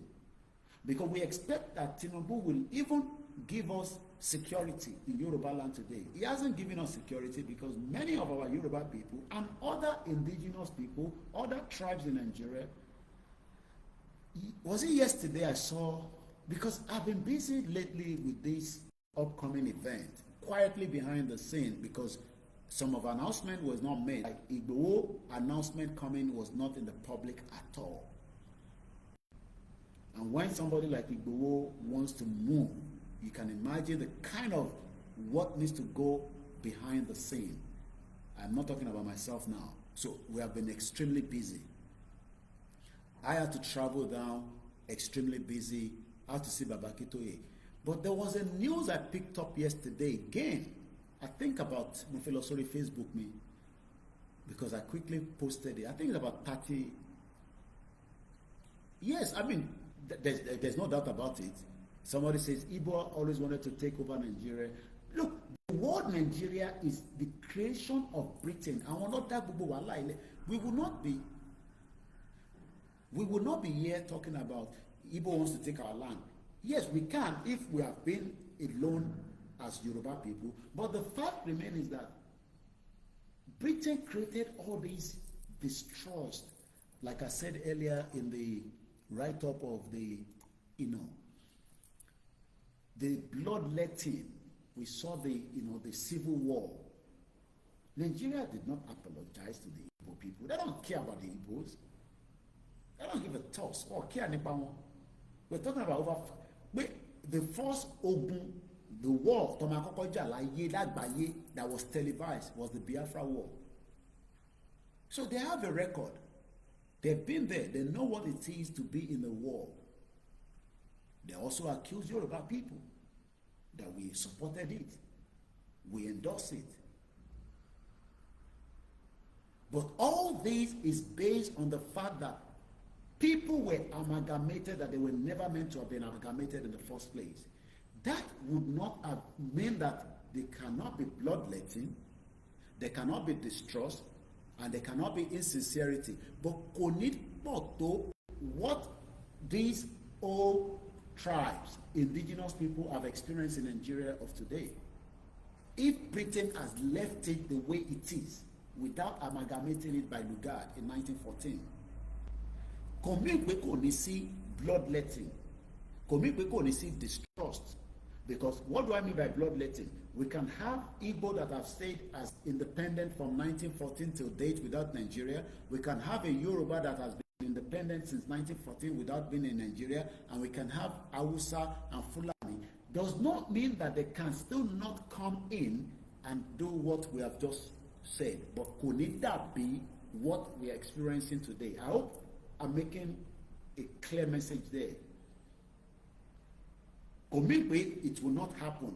But in Tojekoa, visibly to our face right now, Tojibo fi sọ pé ṣebí bàbá Awólọ́wọ̀ ni ó ní kó máa fáwọn ní èyí báyìí. All this would not have happened. So the whole bulk of our problem is Britain. Like I've always said. The problem that we might think of, we hate Igbo, Igbo hate us, we don't like Fulani, Fulani wants to take our land, we don't like Hausa. All these big problems is created by Britain. The question is why? We have now known the why. What is the solution now is the dissolution. Some people are now still saying, no, let's sit in comfort. Let's talk about our unity. What unity are we going to talk about? We have known the solution to our problem. Conference. Let's talk about the 1999 Constitution. Are we the same people? Why do I want to be in a country with the same constitution? I want a Yoruba constitution. I don't want a constitution that represents me and Igbo people and Hausa and Ijo and all that people. I don't want that. I want a constitution that is written by Yoruba government. I want to be in a Yoruba country that represents me. I don't want to be in Nigeria because I am traveling now through London Heathrow Airport. I am questioning my Nigerianness now. That's, am I in Nigeria? Because as long as you are still in that country called Nigeria, whether you are there or not, as long as you are still being known as in Nigeria, when you are the only thing you cannot be in Nigeria is when you have nationalized to another man's country, like many of us. And not everybody has that privilege. Am I making sense? So I'm speaking on behalf of those that are not nationalized. Because when people go only British, I've told you, not everybody has British passport. All these your uncle with they abroad, none of them get American passport. And if you're in America today, I pray that you understand that things are becoming difficult with Donald Trump. We have had that people travel out of America. They cannot return back to America because they don't have an American passport. They are now stuck in Dubai, stuck around the world because they have what they call green card. Green card is not nationalization. It's just what they have given you that is superior to visa. With a green card, you can go in, come back, you have the right to work. With a visa, you cannot go to America and go and work. If they catch you, you will go to prison. The same thing in the UK. So this is the kind of we will have in Yoruba country. People cannot just come in and say, oh, we're going to go to, but a Igbo man can travel from Inewi and come to Lagos and live in Lagos and nobody has the right to stop him. Yes. That's what we are saying. But I want the same person to come, but I want him to go and apply for a visa, or if there's not going to be a visa because we have lived together as country to country, as country before, there will be what they call immigration rules. You can't just come in anyhow anymore. We've got to take your fingerprint. We need to know who you are. What is wrong in that? They don't want that. So they want us to sit together in comfort and tell lies to ourselves. We will be well. By 2075, Nigeria will be great. The same country that put us in this mess is telling us Nigeria will be great by 2075. It will make sense. And that is why I said lies. So going further in that discussion, a peaceful dissolution is the next recourse. Nations have gone through continuous bloodletting, distrust, insincerity, and false pretense at unity. Somebody can say, Koiki, I marry Igbo, we love each other. Now you find that love, go there. That doesn't mean that we love them. That doesn't mean that they love us. Does the Fulani love us? No. Buba Galadima told us that death brought Buhari for their own agenda. And Yoruba people think it's a joke. And as we speak right now, according to Nigeria, they have carved out the Kwara part into North Central. They are not putting the... Do you see governor of Kwara State to come and have Southwest meeting with us? We know that Kwara is our own. But officially in Nigeria today, Kwara is not Yoruba land. Yes. Officially. Kwara State is not Yoruba land. Officially, according to Nigeria system of government. Because if there is kilodetics, Governor Wamba Shepade, when Sanwo-Olu, Dapo Abiodun, and the rest of the governors are having their own meetings, the Southwest governor, Shemari governor of Kogi State, no. That tells you that those two parts are not classified as part of Yoruba land.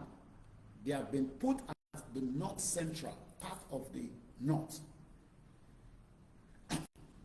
What Britain has done, tá a bá tètè unbundle gbogbo wàhálà tá a wá ṣe láyé, that is a wasted one. I'm not talking about the Ayafele Ogbelorun and the heaven. No, I'm not talking about that now. I've not been there. I don't know what is happening there. I'm talking about the Yita physically that me and you can see. We are right here now. Our Layenisi, we can see it. We can see it, we can feel it.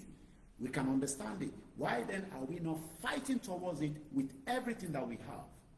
With our strength, with our money, with our prayers, to make sure that this country dissolves and goes back to where it is for peace and less bloodletting. Kò mí pé kò ní sí ìtàjẹ̀ sílẹ̀.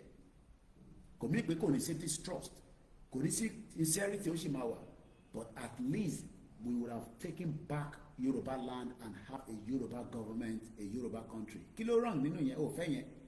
So you are thinking that Nigeria that Britain created will be okay because you are looking at the diaspora that are Nigerians and thinking most of them are now British citizens. They are no longer Nigerians.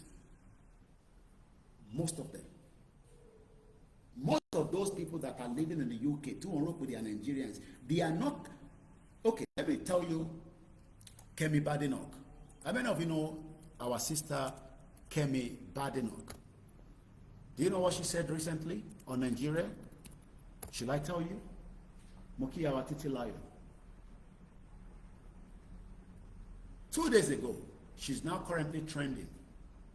I want to stop using videos for now because we're trying to work on so I'm going to read it out. So my team has asked us to reduce the amount of, using people's video.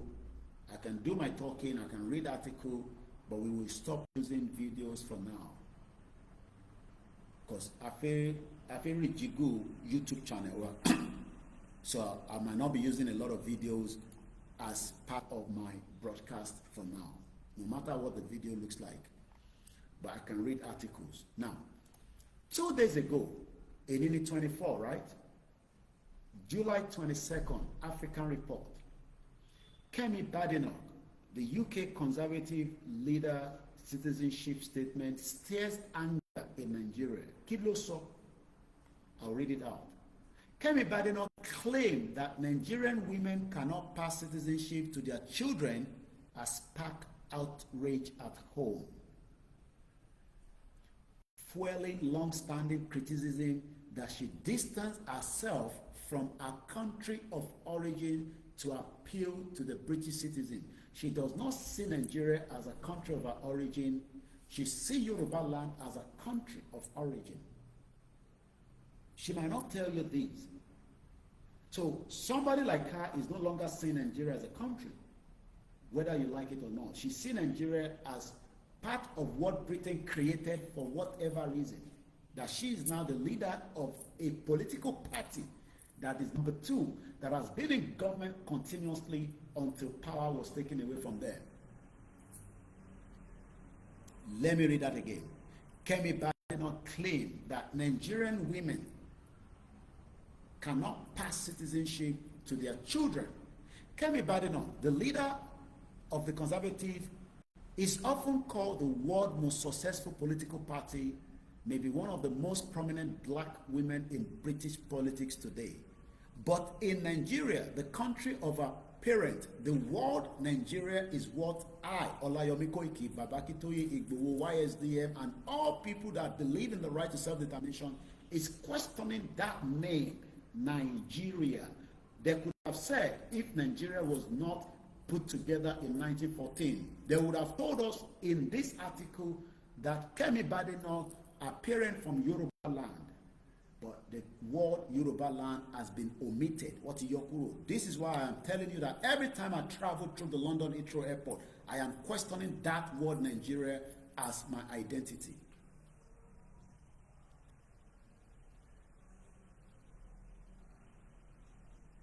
Mukia Biyemi Ismaila Olaiton, good morning. Simon makes sense. I'm questioning that word Nigeria. Kini Nigeria? Ta ló create láti bó síbò? So possible kó reverse? O possible then kí ló dé tó fi reverse? Ìyẹn ṣe gbọ́dọ̀ mú tàjẹ̀ sílẹ̀ wá. Ìyẹn ṣe gbọ́dọ̀ di pé a fẹ́ para wa, a fẹ́ yìnbọn fúnra wa, a lọ bá àwọn bá wa, a fẹ́ Yorùbá nation, a fẹ́ security. Kí la máa ṣe sí?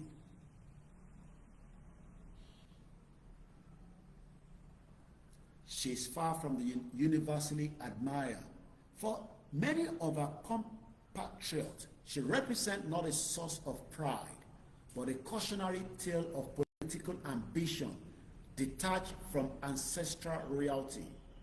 The backlash against Kemi Badenoch intensified after she made a controversial claim during a CNN interview that was aired on July 20, suggesting that Nigerian law discriminates against women. Shoparo, you think that she's stupid like your politicians? You think that she's dumb like your politicians? She's not. Only òfin tó wà Nigeria, èmi mọ̀yàn nísìn láti as far back as more than 15 years ni mo ti mọ ọmọ yẹn lórí Facebook. Ó ní ọmọ tó ní disability. Wọ́n respect òun dọ́fẹ́ kọ́ máa respect ọmọ tó ní disability.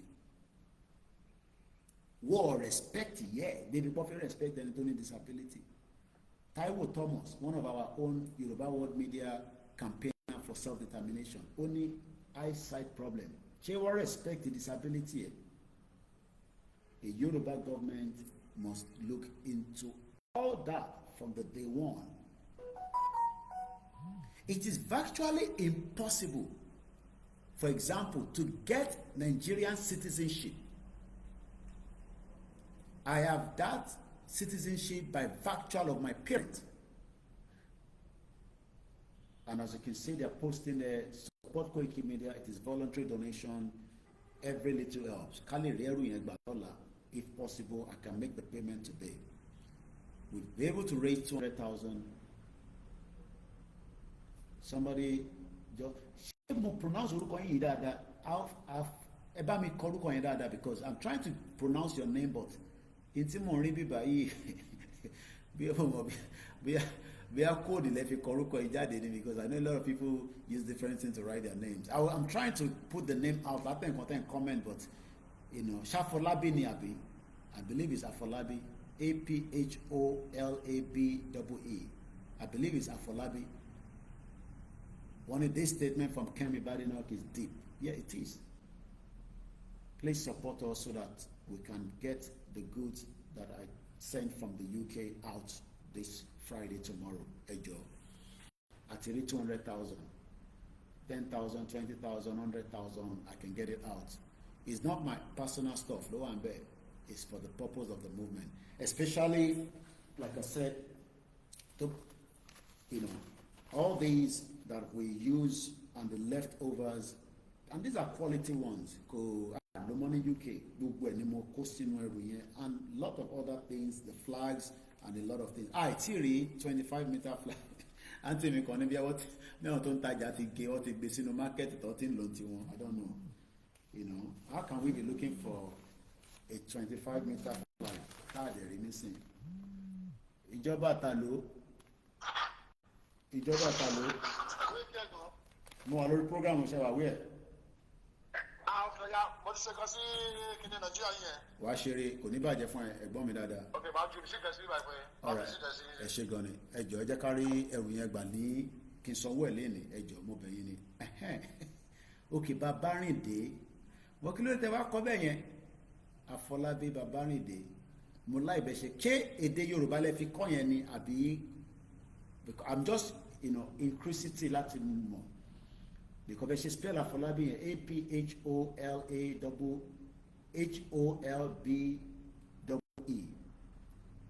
mo fẹ́ pronounce ẹ̀ látẹ̀ nǹkan but ẹ mọ̀ ó má lọ kọ́ mi lẹ́nu ìmọ̀dẹ̀ lọ gẹ́ra mi jẹ. mo tún bẹ̀rẹ̀ lọ́yìn òyìn wa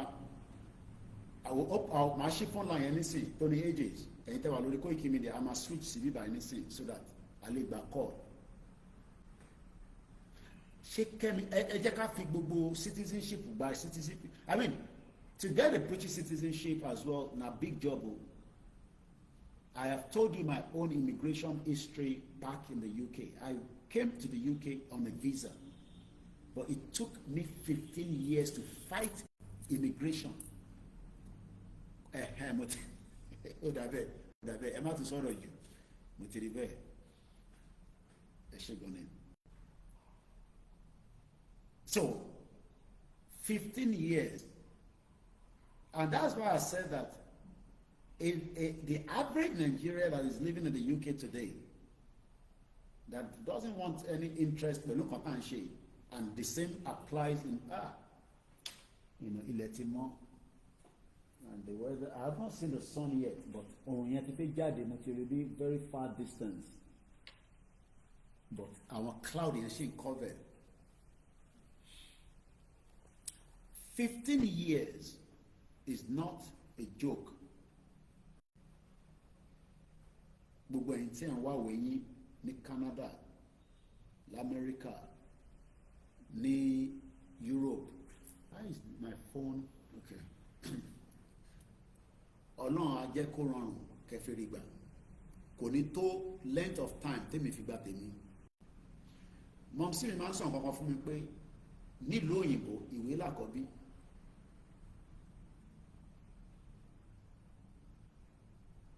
Ìwé òun ni àkọ́bí, òun ni first born ẹ̀. Kò tó bá níwèé ló máa lè ṣe ètò fẹ́ ṣe fún fámílì gan nílé. Ṣẹ̀rí nísì pé Yorùbá land náà àwọn kan máa wá nígbà tí ilẹ̀ yẹn bá dá ta gbà wọ́n máa wá bó ṣe fẹ́ gba ìwé wa. Kò ní easy o.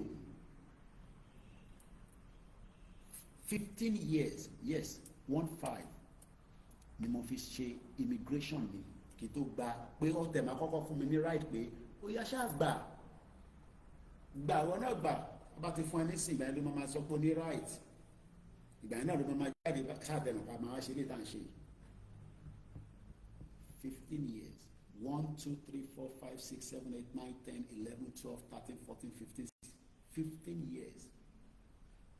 Ìwé dẹ̀ làkọ́bí ẹni tó wà ní tálẹ̀ tó sẹ́ndì owó sí mi nísìn tó bá ní ìwé kò lè ṣiṣẹ́ tó máa fi rówó sẹ́ndì sí mi ẹni tó pè mí tán nísìn tó náà sẹ́ndì change sí mi lákàntì mi. Èèyàn lè wà lábúrọ̀dù èmi ò mọ̀ nípa yẹn o torí pé social media wà very very gọ́mánì Kóìkì sọ pé tíyàn bá wà lábúrọ̀dù tó bá ní kankan lè ṣiṣẹ́ illegal immigrant ló illegality ló ń ṣe yẹn o. I don't encourage it, but ó máa ń lọ bẹ́ẹ̀ ká má fi gbẹnu sọ̀rọ̀.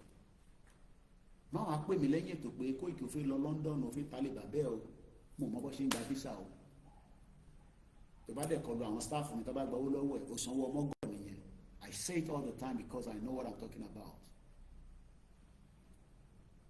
I don't know anything about visa. I don't do visa. I am not a visa agent. But tó bá wọlé sí UK tó bá pè mí bí àwọn kankan wà tí mo kàn lè ṣàlàyé fún ẹ tá a bá ríra tó ń sọ̀rọ̀ orí fóònù. Bọ̀ máa rántí pé èmi tèmi náà jókòó yìí 15 years Imagine living in a country for 27 years, or 15 years, or why I cannot travel like I'm doing right now for 15 years. So when I now see that people are saying, why do we want Yoruba nation? Because I don't want anybody to just come to Yoruba land. Who the hell are you to command Bagiriwa? No. If you come by boat, we will chuck you back, just like UK has done with France now. But anybody that comes on the boat, they will send them back. How they're going to do that, I don't know. So Kemi Badenoch, accused of repeatedly aligning Nigeria, she will, because she doesn't think Nigeria is a country. She was born in Wimbledon.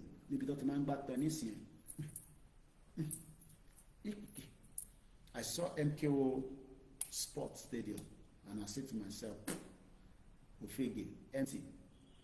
Kò ní training facilities kankan níbẹ̀ ó ṣe wà yẹn.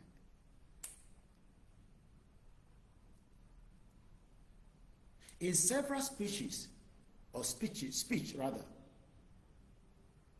she cited the dysfunction of post-colonial African states in contrast to the virtues of Western governance, with Nigeria often serving as a primary example.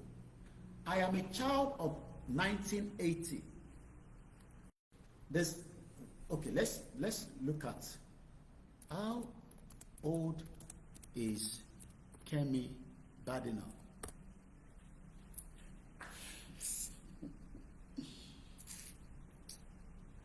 Here in Hong Kong, you are not allowed to work. If you do and get arrested, you have already have criminal record. It's the same thing.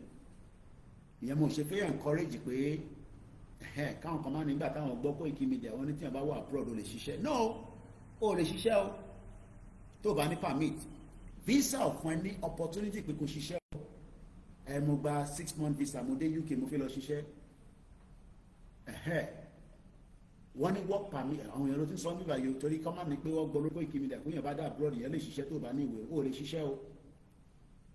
My platform is big and I know what people will take out of it. Gbogbo tí mo sọ látàárọ̀ ẹ kódà ẹni tó fẹ́ Yorùbá nation yẹn ló máa gbọ́. I saw somebody on TikTok. I don't know why he pick up my picture. Ìtí mo wà lórí plane. Ó dẹ̀ join ẹ̀ mọ́ kíní tó fi ń ṣe visa agent. Ó dẹ̀ jù síta. Imagine somebody will think that I endorse somebody like that.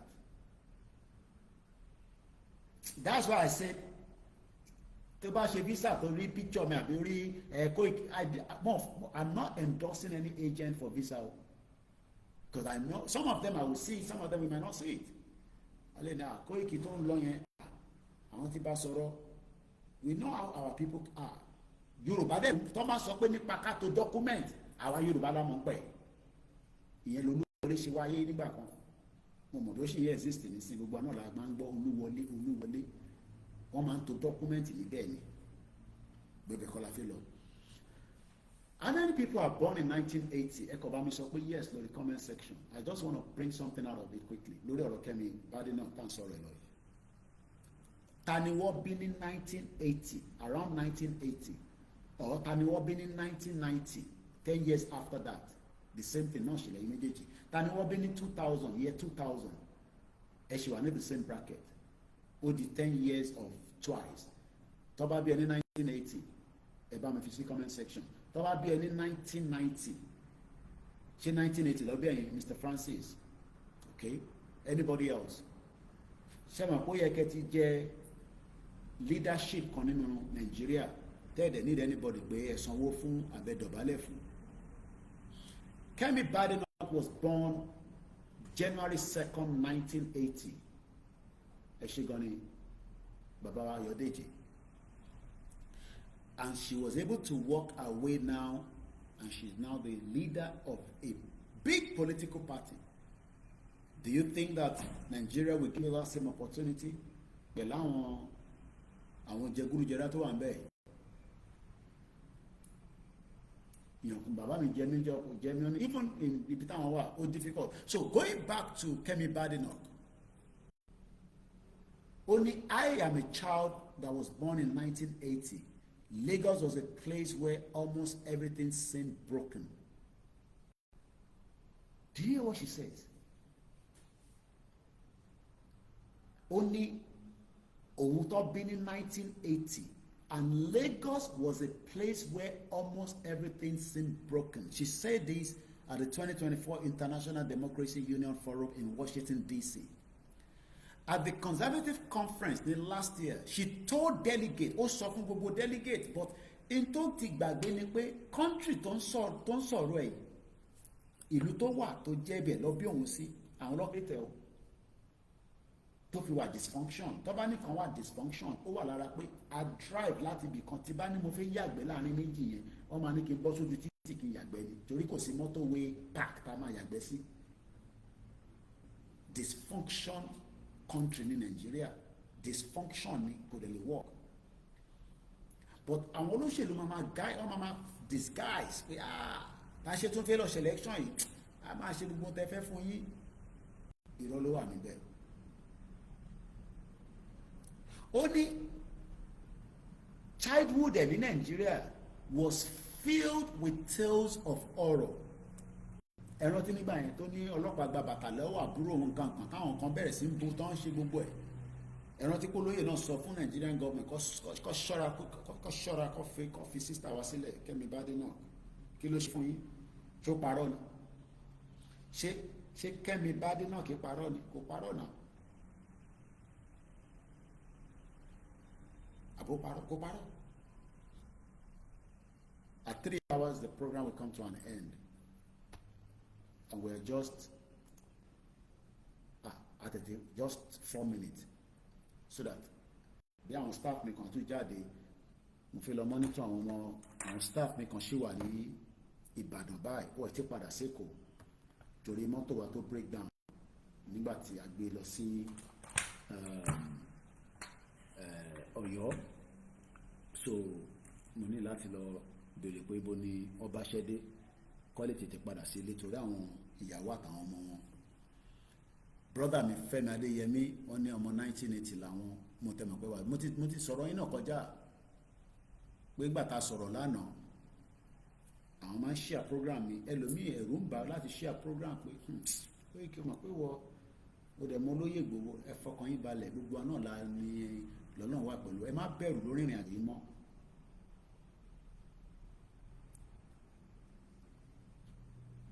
British West African passports were issued to Yoruba people post 1945. Even up to mo sọ ní àbúrò mi tó bí gbẹ̀yìn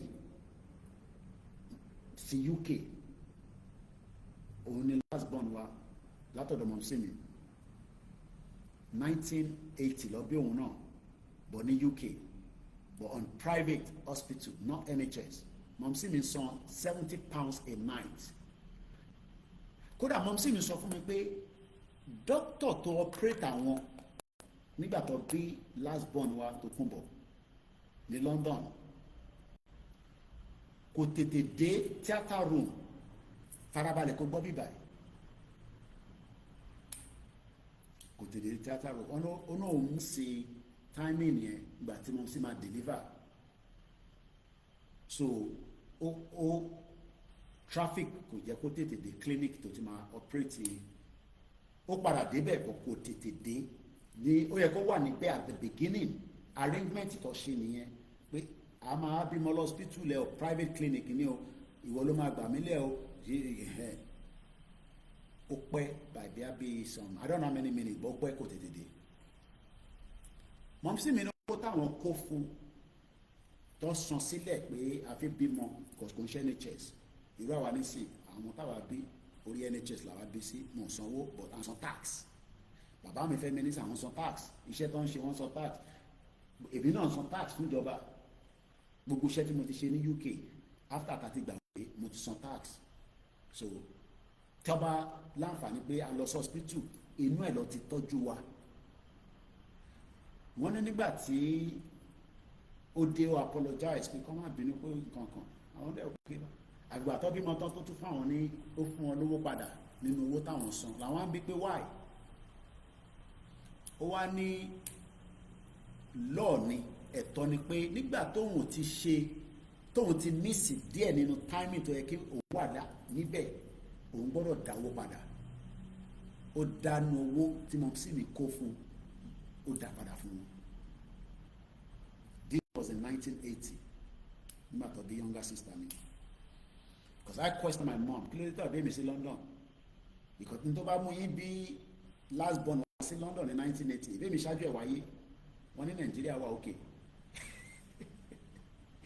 Ìyá tó ní Nàìjíríà wà okay, which is okay nígbà yẹn náà lóòótọ́, ìyá yẹn ló wá padà japa ní 1992. Ìwọ wá ṣe ń sọ fún ọmọ ẹ̀ tó ń jáde tó ń pariwo pé kí ilẹ̀ Yorùbá dúró pé Nàìjíríà máa dà, torí pọ́rọ̀ yẹn ó stink, kò smell nice.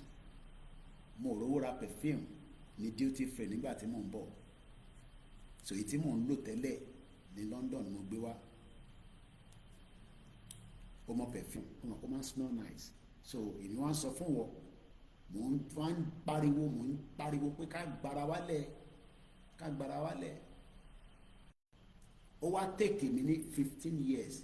Ṣé mo kó tó bá bí èmi náà sí London mo tẹ̀lé má ronú bí ṣe ń ronú yìí, torí ọ̀pọ̀lọpọ̀ àwọn tó bí sí London nísìn tá à ń pariwo self determination ó ronú àwọn ògbà ó dẹ̀ rí bẹ́ẹ̀, because I remember my younger sister conference broadcasting nígbà tẹ́mi dé UK, òun ṣáájú èmi padà ọ̀kẹ́ bẹ́ẹ̀ lọ bí òun sí, òun ní British passport, Abẹ́òkúta grammar school ló lọ, ó dẹ̀ brilliant gan, last born wa brilliant, first ní GSS, ó fẹ́ wọ GSS 2 ló padà sí London. Nígbà tẹ́mi wá dé UK, elder sister mi ti wà ní UK, ó dá àwọn méjì èyí tó jẹ́ tọ́bí tẹ̀lé mi ìyẹn bẹ́ẹ̀ mi lọ́hùn ni. Ó take younger sister wa ní time láti understand nǹkan pè ní home office immigration, kò yé. Ṣé má blame àwọn ọmọ tí wọ́n ti understand self determination tẹ́ fi ṣàlàyé fún nínú ilé pé ilẹ̀ Yorùbá there's a place Yorùbá, because mama wò yí báyìí, hey mom why you giving KOIKIMEDIA money, kò lè yé wọn. Nígbà tí àwa náwó immigration, it took my younger sister time to understand that what is immigration. Ó wá ṣe lọ study kí ni purpose of this immigration. Àwa rí pé fraud ni bí Dr. Kemi Olúlọ́yọ̀, because ìlú tó Nàìjíríà bí wọ́n ṣe sọ kò jẹ́ kó lọ anywhere in the world kó disrespected. Malaysia, mo ń sọ fáwọn kan nígbà tí mo wà lọ́dọ̀ bàbá Akíntóyè ní ìjọ tí mo lọ yọjú sí wọn, Malaysian citizen, Malaysia tẹ̀rín yẹn ọmọ ìlú Malaysia, Israel nìkan ni kò ní right láti lọ because wọ́n ní relationship pẹ̀lú Israel. Kò sí ìlú tó bá lọ títí dé ní o, visa on arrival ni, aṣoṣù mẹ́fà awọlé, aṣoṣù mẹ́fà gbáko adẹ̀jáde Malaysia. Ìwọ wá ń sọ pé Nàìjíríà máa dà, Nàìjíríà will change lórúkọ Jésù lágbára àwọn onílẹ̀ inshallah. Ọmọ tuntun ẹ̀dá mi rọ́lá àpá fúnra wa. Káwọn ìyá wa tó wà ní Canada lè lọ sùn, ilẹ̀ ti mọ́ sórí fóònù yẹn ó ti jáde. Áfíríkà lọ pé bí ó bá wa lára mu. So Kemi Badenoch, before we go, said, and I quote, ó ní ìgbésí ayé tóun gbé níwọ̀nba díẹ̀ tó gbé nínú Nàìjíríà, ó ní it is filled with tales of horror. Ta ló mọ̀ tán pè ní horror? Tó bá wá mọ̀ tán pè ní horror, I'm sure pé púpọ̀ ní wa ti wo àwọn horror film. Tó bá wo horror film kò sí bó ṣe lè ní àyà tó, ẹ̀rù máa bẹ̀ ẹ́, torí ìtọ́ ṣe fún nìyẹn pé kó wà horror. Now what are the horror? Kíkọ fún ẹni díẹ̀. Sister wa tó jẹ́ lọ́ọ̀yà Bọ́láńlé Rahim, ó ti gbàgbé, èmi ò ní gbàgbé, wọ́n yìnbọn pa accidental discharge lọ́nà pé ìbọn yẹn pam, ìbọn jáde lọ́wọ́, ó jáde lára ọlọ́pàá táwa ra ìbọn fún láti fi ṣe ààbò fún ilẹ̀ Nàìjíríà. Bó ṣe sọ fún wa, ó pa ní December bíi 3 years ago. Kò wá tó wá pa òun nìkan, ó lóyún nínú twins, ṣe rántí yẹn. Tolúlọpọ̀ Arótilé, the first helicopter combat pilot, Nigeria náà ló train ẹ̀, Ọlọ́run ló mọ ìlú tó ti lọ, because to become a combat pilot ìwọ náà máa yàgò pé wọ́n máa yìnbọn pa ẹ́ nínú plane helicopter, because àwọn kan ní àwọn Boko Haram náà ní kíní yẹn pé olùsí ọmọ àlè yẹn ló ń bọ̀ yẹn, ó yá ọba rí i pé wọ́n rí pa lókè pẹ̀lú gbogbo wọ́n máa ń fún àwọn terrorist ní ibi tí Tolúlọpọ̀ Arótilé máa gbà kọjá, wọ́n wá rí i pé wọ́n rí pa lókè, wọ́n wá ní accident or reverse wọ́n pa òdì méjì. Mohbad tí gbogbo wa ń pariwo Mohbad tó ń kọrin wọ́n pa léni nísìn àmọ́ tó pa akọ̀ ń gbọ́ ẹni tó pa lélẹ̀ wọ́n rí solution sí ọ̀rọ̀ ẹ̀ ó di mẹ́ta. ṣọ́rántí Pẹ̀lúmi ọmọ journalist kan nígbà endsars wọ́n pa wọ́n lọ dọ́ǹpù òkú ẹ̀ sọ́nà Ìkòròdú ó di mẹ́rin. Uncle Bọ́lá Ìgè wọ́n pa Fúnṣọ́ Williams wọ́n pa Délé Gíwá wọ́n pa Kudirat Abíọ́lá wọ́n pa MK Abíọ́lá wọ́n pa ṣó dìgbà tá a bá dúró kọ́ pa gbogbo wa tán àtúpàdé nígbà míì mo kí gbogbo èèyàn pé ibi ká máa rí sí ní àárọ̀ ẹ̀ ní self determination ẹ̀tọ́ wa ni wọ́n ní ọ̀rọ̀ mi ìpọ́njú ẹ̀ ṣe gan ni ẹ̀hàn pé Yorùbá tèmi ò dá púpọ̀ and this is why we are saying let us exit now. What kind of database did the British collected from the Yoruba people during the British Southwest Nigerian Protectorate of 1907? Under what or whose authority did they issue any form of ID? Ẹ mọ̀ pé mi ò kàwé ṣẹ́rí tẹ́ kọ́ yìí ẹ jẹ́ ń jí lò ẹ ní bínú ni bàbá mi wà rí ìjìnà dùn ẹ ṣáà jẹ́ kí mi jí lò kí n lọ fi sínú kí n lọ email ẹ̀ síra mi. Àwọn kan wá ní ẹ ṣáàtì ní country tẹ̀fí lọ issue passport àwọn ọmọ Yorùbá tó dẹ̀ kàwé nìyẹn tọ́ni tọ́ni àwọn nílà káyè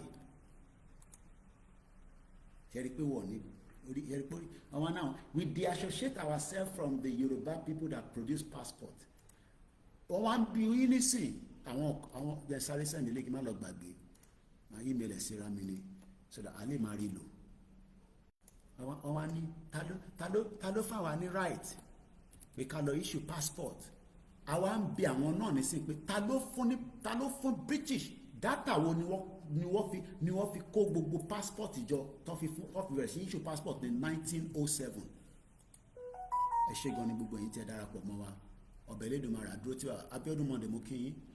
What kind of database did the British collected from the Yoruba people during the British Southwest Nigerian Protectorate of 1907? tó o bá tẹ̀ lo owó ńlá lélẹ̀ wọn náà ti send 200,000 sí wa àti ní 400,000 nìyẹn àlèparọ́ tó bá yẹ pé owó yẹn ti dé lóòótọ́ o a ní 200 kan tẹ́lẹ̀ bàbá wa ṣé ọkùnrin àbí obìnrin ká má wọn náà ti send 200,000 so a ti rí 400,000 so tá a bá rí mọ̀mọ́ yẹn tí brother mi náà send but I'm sure tí gbogbo àwọn tó kù náà bá wa fi díẹ̀ sí owó yẹn apélé ni ká lè gbẹ̀rù yẹn tó bá ti gbà wá bá mi ṣe fídíò wá sẹ́ndẹ̀ ẹ̀dẹ̀ rẹ̀ àwọn nǹkan tó wà nínú ẹ̀ ìtọ́ sẹ́ndì sí mi tó jẹ́ bisikíìtì àwọn nǹkan tó náà máa jẹ tí mo mọ̀ àṣìwà láfíríkà ẹ̀dẹ̀ tí lọ so mo kí yẹn ṣe gan I'm very grateful I appreciate everyone kò ní ẹ̀dà wà kò ní sùn wa ẹ má ẹ̀ka ní any reason that the movement has died sọ pé gbòòwò ń bọ̀ I didn't announce it on this platform only reason tá a ṣe announce it maybe the next one might be announced and the next one we don't even know what might happen. Ọba tó náà wọn fẹ́ kí Tinubu wà níbẹ̀ right wọn ni like I said yesterday kò ń ṣe táwa fẹ́ ní in táwa fẹ́ àti sọ fún wọn I don't think Tinubu should go for 2027. I believe ọkùnrin ẹ ṣé gan ni mo dúpẹ́ I'm very grateful zbest ẹ bá mi dúpẹ́ lọ́wọ́ wọn wọ́n fi 200,000 ránṣẹ́ sí wa pé Koiki ẹrù tó náà fẹ́ gbà yẹn òun náà ti ní 200 mo fi 200 kún kò gbọ́dọ̀ pẹ́ náà kó tó rí àwọn tó tún máa jámọ́ fún ẹ níbí ẹ ṣé gan ni mo appreciate it. Let us hold on together. I want us to have the best country. And that means that we need to put it together like this. Distraction oríṣiríṣi lè fi jáde and conquer. I already told you, let's focus. Baba Akintoye is doing his best and we must support him. Igboho is doing his best, we must support him. The YSDM and all the other groups. Gbogbo group tá a bá dárúkọ ẹ má fi ṣègbénú. Thank you so much. Wọ́n dúpẹ́ lọ́wọ́ yín o bàbá wa dárapọ̀ ní ká máa kí yín. Orílẹ̀-èdè Yorùbá ní kíákíá ẹni tó bá ya picture mi tí ẹ ya picture mi nígbà tí mo wá sí Ògbómọ̀ṣọ́ tẹ rí mi tèmi ò rí yín tẹ ya picture mi ẹ jẹ́ send sí mi mo kó gbogbo ẹ̀ papọ̀ so that a lè fi ṣe documentation pé lóòótọ́ ọbẹ̀ Elédùmarè wà pẹ̀lú wa. I'm sure very soon we will all see again. But I know you wanted to meet me, touch me, feel me. I wanted to, but èmi náà ní Koiki o lè má dé èmi náà yagé fún ọ ní kí ló dé tí mo lè ẹ̀rí gbogbo òun ẹ má fi wọ́n sílẹ̀ ẹ má báyàn kankan jà you know people are excited to see us à ń ṣe angel à ń ṣe màláìka but they are happy arákùnrin tó ń sọ̀rọ̀ lélẹ̀ ẹlòmíì tẹ ọ̀pá àfi ṣàgbọ́dọ̀ pọ̀pọ̀ ìkúrú báyìí ẹnu ẹ ṣe wá gbó báyìí ọ̀dẹ̀ tí ní kí n má bú náà mọ́ wọn ní kí n calm down I will try as much as possible again and try láti organize a YouTube àpadà mo dúpẹ́ lọ́wọ́ yín o so probably maybe in the evening we'll probably have another section again so that àwọn tí ó wà lamẹ́ríkà náà ti sùn ẹ̀yin tẹ́ wà ibi tẹ́ tí ń hustle mọ́tò Dangote ò nípa yín o Fúlàní ò ní jí wa gbé o daily bread làwọn èèyàn ló ń ṣe ní Nàìjíríà kí ni mo mean by that tó o bá jáde ò jẹ òun lọ́rọ̀ Nàìjíríà ìyẹn la ṣe ní náà kò lè work bẹ́ẹ̀ ẹ kí mi náà lọ relax padà látago 5 láti wà lórí ètò 3 hours straight talking about dissolution is the solution not 2027 I hate Tinubu we're telling him the fact break it up dissolve it kó gbáyé but ẹ mọ̀ wọ́n ní ẹni tó jí kàkà kí ọba ẹ bá mi parí ẹ mọ̀ kí ìyàwó Margaret Ìbíjọkẹ́ and on that note bye for now.